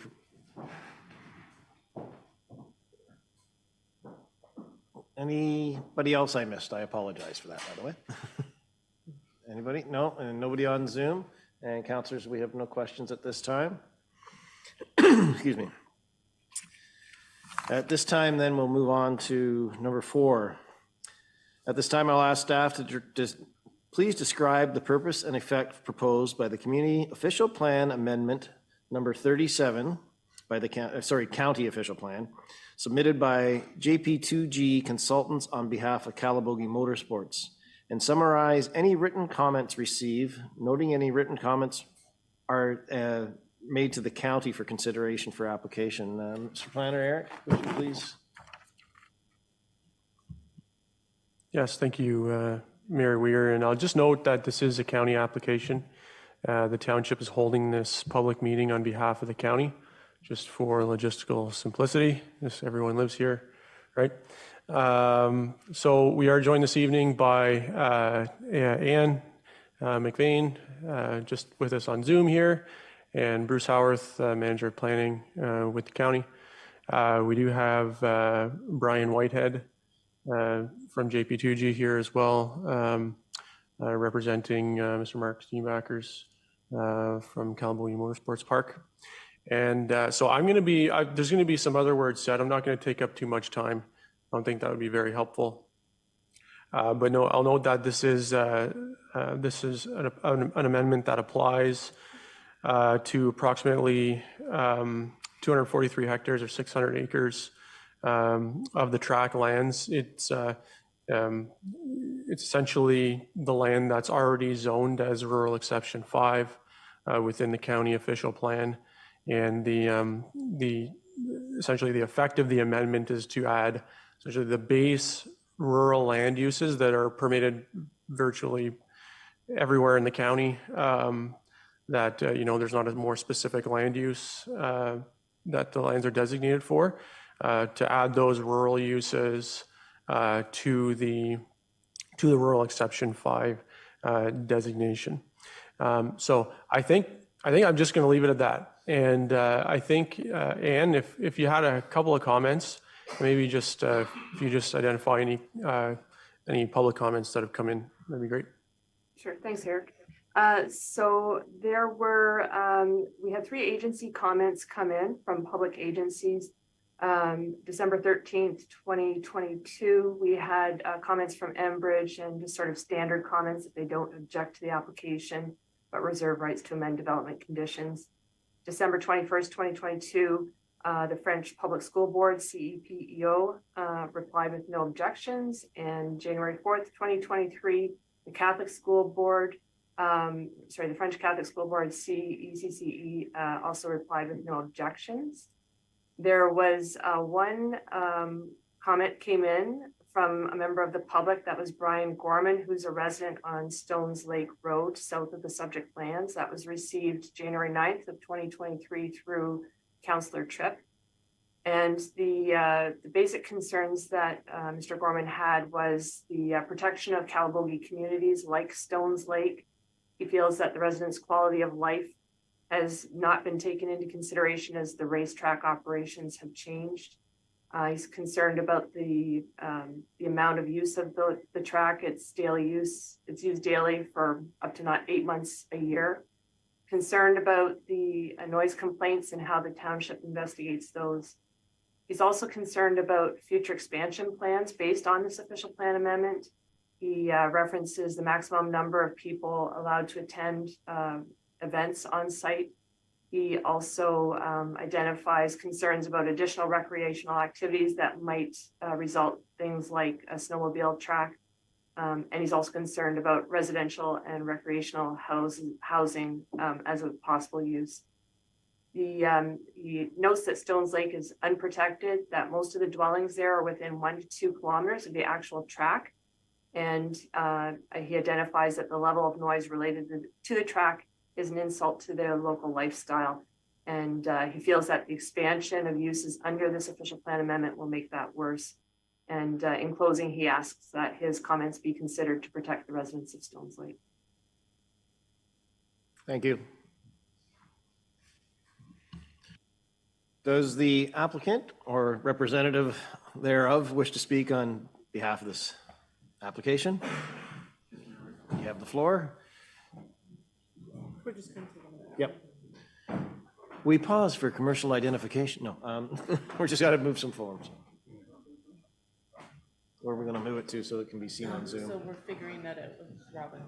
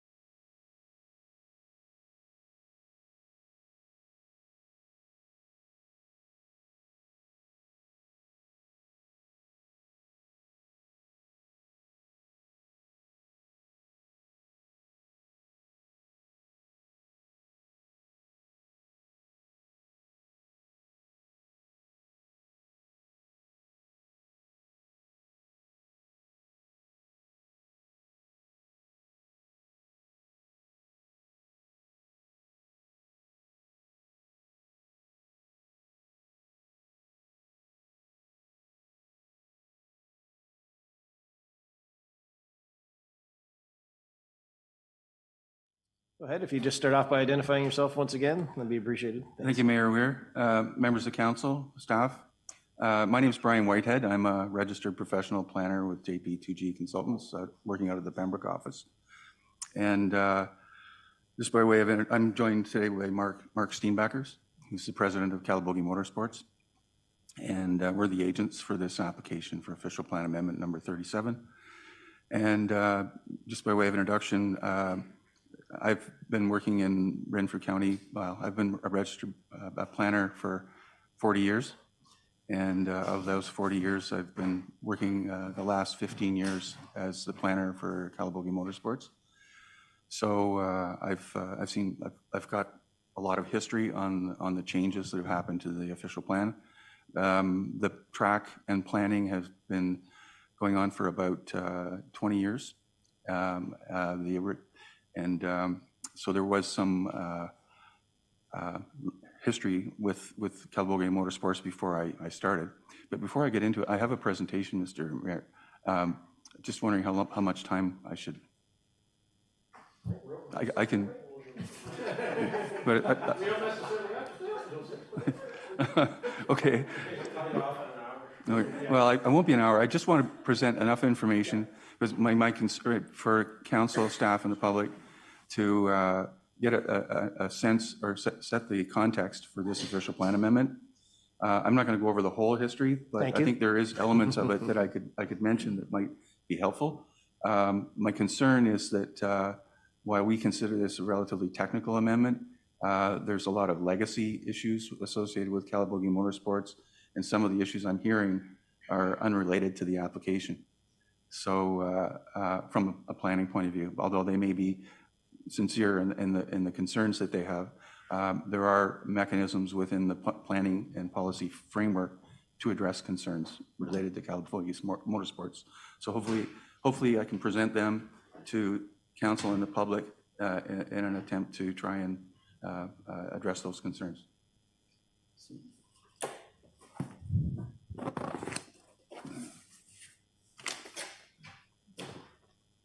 I have a few boards here. If I was online, it would be PowerPoint or something, but this is the site and a bit of the surrounding land use. And there's just a few key features I'll point out. I'm sure everybody knows where this property is. It's at the end of Wilson Farm Road, which is here. And the track facilities here. The whole property, there's 6 full lot and concessions. Each one's 200 acres. There's 1,200 acres of land associated with Calabogie Motorsports. Within that 1,200 acres in the surrounding area, you can see these are wetland features all through. So there's significant amount of wetlands within the vicinity of the property. What's also of interest geologically is that there's an esker. This hatched area here is called an esker. It's a gravel resource. It's prime aggregate material deposited from the glaciers, and it goes right through the middle of the property. And without that granular, that's what made this track possible, is the fact that there was material here to build the roads and the track itself. To bring it all in from far away would make it a lot more expensive. So there's the wetland features, there's the aggregate resource, and then the areas that aren't aggregate or wetland are rural, basically rural like everywhere else in the municipality in Renfrew County for that matter. There's the track itself that sits on approximately, well, 2 of the lots. So it's quite large. And then there's a core area here. So what happened when the Calabogie Motorsports came along in around 02 to 04, they went through the planning process, and it was appealed to what was then the Ontario Municipal Board. Now it's the Ontario Land Tribunal. And the outcome of that official plan and zoning change was this, I call it a bubble map. But really what the zoning and the official plan did was restricted the use of the land to a motorsport track and accessory uses. Accessory uses like garages and accessory building, administrative buildings, anything directly related to the track. So, and what that meant that anytime they wanted to do anything different, then they would need an official plan amendment and a zoning bylaw amendment and go through the public process and go through the same level of potentially of scrutiny that they went through with the original hearing. And then this was the site plan that was map that was approved with the original planning approvals. And you can see here the core area of the activities is in this particular area here. I've referred to it as B7, which is actually a reference to the existing site plan. So I was retained in 2008 by Calabogie Motorsports to look at doing an official plan and zoning bylaw amendment that would basically present a picture of the build out of the development of what could happen here over the long term. It's so as a planner, what I do is a concept plan. And that's what this is. This is one of the concept plans, but it's the full build out concept that was presented and included in a planning justification report. And so in that concept plan, there's administrative buildings, there's commercial, automotive related features, there's There's a community clubhouse or a community hall, community facility for up to 300 people at events. There's the track-related facilities. There's accommodation units. There's villas here, here, and here. Villas, the concept is on the main floor, there'd be a garage. Upper floor, there would be accommodation units, garages, parking areas for as many as 3,000 guests at events, and the light, plus the track. So basically, anything that was automotive related or tourist commercial related was applied for in the official plan amendment. To support that amendment, we had to go through a battery of studies. There was 3 full seasons of natural heritage review, environmental impact studies, wetland evaluation, not just on the track, but the whole 1,200 acres was evaluated. Endangered species, defining the wetlands, the whole thing went through peer review with the Ministry of Natural Resources, the provincial government. We went through archaeology. We went through a traffic study to justify the attendance for up to 3,000. Previously, it was 125. We did planning rationale, and of course, all the battery of noise studies were required. Did I miss anything? Okay, we had to deal with the aggregates. So I covered the main things here. And you even did some hydrogeology work. So all those studies supported the amendment. We got the support of the provincial government. There were some time lags in there. Eventually, it came back to council at about 2019, got approved. It took a year, and it was eventually approved by the provincial government. Eric, can you give him a hand with that? Help me out there. Thank you. The bottom's caught. Oh, thanks, Eric. There you go. So what happened is, so it got approved, and actually it got amended, and originally the amendment was for the whole 12. This is the official plan amendment number 17. This is the approved map schedule for official plan amendment number 17. And with each designation on this map, there's a corresponding set of policies in the county official plan that relate to it. So in a previous amendment, everything to this is the licensed gravel pit that's through the property, and everything to the north and to the east of it also has a mix of aggregate and wetland designation. That's actually incorrect. All this aggregate, it probably shouldn't be there because that's another whole story. But because the license was created in 2014 or 2004, the original official plan used the previous license, which was granted in 1993, and the data that was used to prepare the county map for OP 25 carried that forward. But it really does, it's inconsequential because most of this area is not accessible, it's wet, and it's been off the table. So all the lands that are subject to the official plan amendment are to the west of the aggregate resource from this way, and they don't affect any of the wetland areas.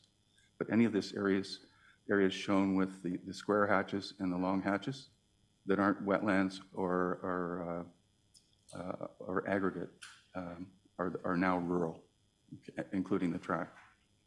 And so this is the original rural exception 5 designation that I showed you on the blob map earlier. And the policies of this designation have been modified and expanded to include everything with the checks and these straight lines.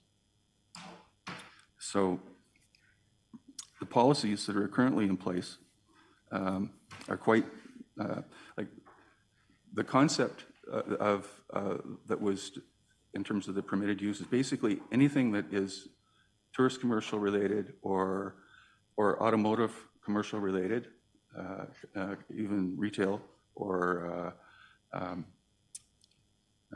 but automotive retail. Anything automotive related is permitted. It's already permitted anywhere on Calabogie Motorsports. So that's in place. The motorsports track policies are still in place. as a permitted use, and it does allow for events with spectators of up to 3,000 people.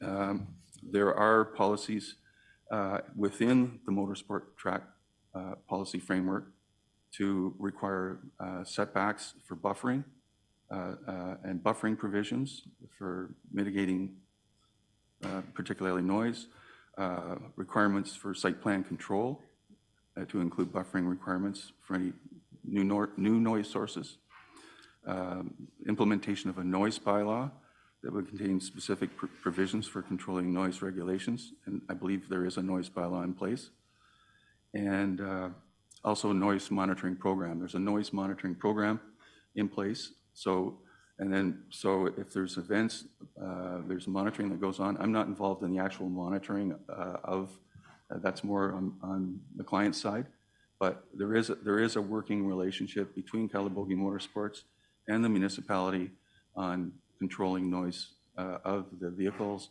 and monitoring the noise events. And noise is the elephant in the room with this project, but the policy framework is in place and the mechanisms are in place to deal with that.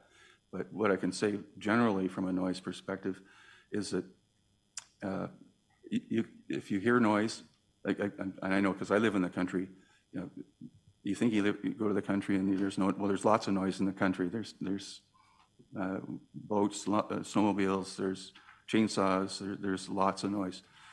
But when it's a noise for something that you don't like, it doesn't matter how loud it is, you hear it and you don't like it.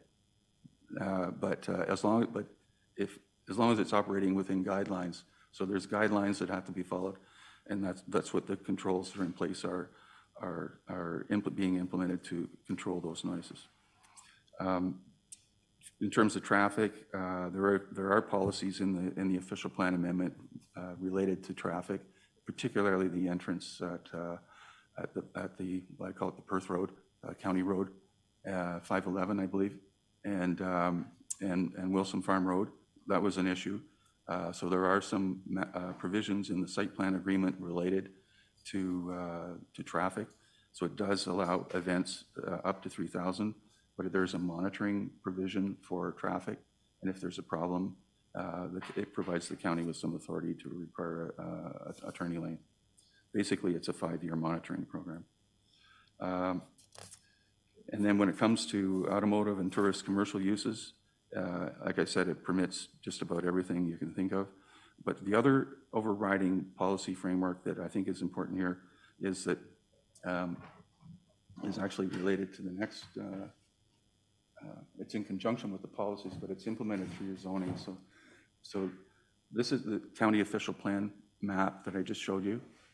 This is the township zoning map. So the zoning map implements the policies. So right now, the active area of the track and the core area of the paddock and where all the uses are in this RU. Well, actually, it's not RU. It's being it's rezoned from RU E15 to tourist commercial 16. So there's a new zone on it called tourist commercial exception 16. Again, it includes all those uses I mentioned: tourist commercial, automotive related uses, this is an active zone. So any development that occurs in here is still subject to site plan control, all the noise mitigation measures, all the provisions, lock grading, drainage. There's provincial modifications in there requiring matters of provincial interest to be addressed related to the protection of wetlands, endangered species, things of that nature. Permits to take water, anything you can think of that's provincially related. But they've delegated those authorities to the local municipality to review at the time of a zoning application. All of the other property that's not developed on Calabogie Motorsports, everything to the left of my pointer here, is in a holding zone. So any development that occurs in there requires a zone change to lift the holding symbol and is subject to all of the provisions of the policies of the official plan, the site plan approval, the review of matter of provincial interests. All those requirements have to be addressed prior to any development occurring. So that at a high level is just how the structure so all the permitted uses are permitted in the official plan and the zoning, subject to criteria to review by this council. So what the province basically said is we'll allow the municipality to have this development, have all these uses in principle, subject to these conditions, subject to the local municipality and local council enforcing them. And I should say with the holding symbol, there's no third-party appeal to the lifting of that holding symbol. There's no public notice requirement, but there's a notice requirement to the public, but there's no appeal recourse. The only appeal recourse is if Calabogie Motorsports requests the holding symbol lifted, and the municipality says no, then there could be an appeal in that context. Now, getting back to the purpose of this application, getting back to when the official plan amendment was approved, it was adopted with, as Eric mentioned earlier, it was adopted, and even before it was adopted, you can see that it was zoned rural. So rural uses were permitted out here before the official plan amendment was granted. And for the whole time that from the date that we filed the application, it went through the public process. It got adopted by county council. It was granted with to permit a rural exception with rural uses in addition to the uses permitted in this official plan amendment. So what the province did was change 3 words. They basically changed 3 words. Instead of saying in addition to the rural policies, they say shall be limited to the following uses. With those 4 words, that little phrase, they eliminated this property from any of the uses that are permitted in the rural designation. And I had this happen in another situation in McNabb Braeside with the Gillies Mill property. We had a redesignation of if you know where the Gillies Mill property is, it's a large waterfront property in Braeside, and we had the official plan amendment changed for the main part, but and it went through when it was the McNabb official plan. Then there was a backlot. Another client wanted to go through the same process, went through the official plan amendment, and went to the province because at that time it was a county plan. They left their own plan and went to the county plan, went to the province for approval, and they did the same thing. We came back, requested a technical amendment, it got approved, no problem. So in that case, it was because there was a landfill site, Armpire landfill site within a certain distance, but our position was regardless of that landfill site, there's provisions to protect, there's policies and zoning to protect whatever would happen on our site from that landfill site. But it's the same principle here. We're considering it this amendment doesn't deal with any of the historical or what's in place. All we're asking for is for the wording of the permitted uses to be modified to allow rural uses to be permitted in addition to the uses of the existing rural exception 5 designation. And that would allow rural uses, and I guess in the context of this, the main interest of doing that is that it would allow for some limited rural residential development to occur on Wilson Farm Road. As council may be aware, this section of Wilson Farm Road was approved by bylaw to be assumed by the municipality. It's been it's my opinion, I'm not an engineer, but it's a pretty good road. And it's been maintained by the municipality for over a decade, for a long time, but it's never been assumed. So technically it doesn't have frontage on a public road, but since the municipality has adopted that bylaw, and I believe it's recently being registered, so this is now a public road, which will allow for some lots, limited rural residential. That would only be permitted if the uses of the rural designation are allowed. So and I can't imagine a few lots on Wilson Farm Road creating the concerns that are being presented in the correspondence that you've received before our council. Thank you for your presentation. I'm going to ask Anne from the county, Could you, just to educate us, just walk us through the county's process, please? Sure, thank you very much. And I just wanted to say that I wanted to express the county's thanks to the township for holding the public meeting on our behalf, and hope to be there in person, but Mother Nature didn't cooperate, so I'm glad to be here virtually. So thank you very much. And so the main purpose of this meeting is to hear the public's comments and concerns on the application, or comments in favor if there are some of those. As for the process moving forward, after this public meeting, the township will be required to forward information to the county, including all comments received, and additionally, any comments or concerns that your township council may have. Once that information is received, our staff will prepare a final report with a recommendation for the application, which will go to county council for their consideration and for county council to make a decision on the application. Following county council's decision, our office will circulate a notice of the decision to any parties that have made a written request to our office to be notified of the decision. And that notice also includes provisions on how to appeal whatever decision county council makes. Thank you. Thank you very much. Just wanted a little bit of clarification on that before I asked if anybody else had to speak in favor of the amendment. Is anybody, any else party representative? No? Oh. You covered everything? Okay. I thank you. At this time, does anybody wish to speak in opposition to the current amendment? Yes, if you would, yeah. Do we have anybody in-house? No? Anybody on Zoom, Robin, that you can see? Nobody on Zoom? I can't see behind there. We're all good? Okay. Any questions from council at this time?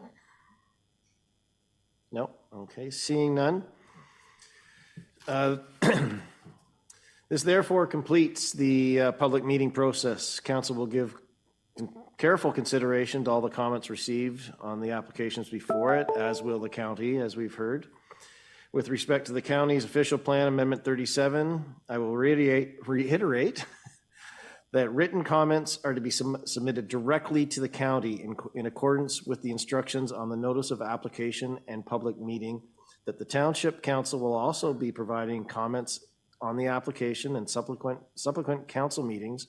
A decision on the application at the county council will follow, and notice of decision issued by the county in accordance with the Planning Act requirements.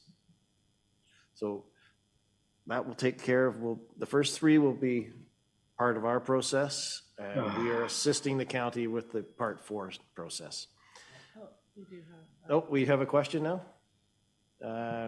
Where is that? Mr. Gorman. Brian Gorman, do you have a question, sir? Or was it a clap? Oh, I think it was an applause symbol. Okay. All right, well, thank you, Mr. Gordon, for the applause. Anyways, if there's no further comments or questions, I would like to, oh, we do have. Maybe you should indulge just a step back to the third application. Just 1 second. You know, it's more of a consideration of the council market. I don't expect an answer. We're here, you're here. We'll take a couple of minutes. Okay, then we'll definitely hear it. So my name's Robert Martin. I'm a Barrett Chute resident. I just wonder if the council risks assuming any liability for facilitating through the approval of this or a building permit or anything else by facilitating something that violates the covenants of the subdivision. I'm just wondering if there's a risk in doing that. Yep. Thank you. We will look into that. Thank you. I think Mr. Gorman is trying. Mr. Gorman is trying. Oh, yes, that is a hand up. Mr. Gorman, if you take yourself off mute.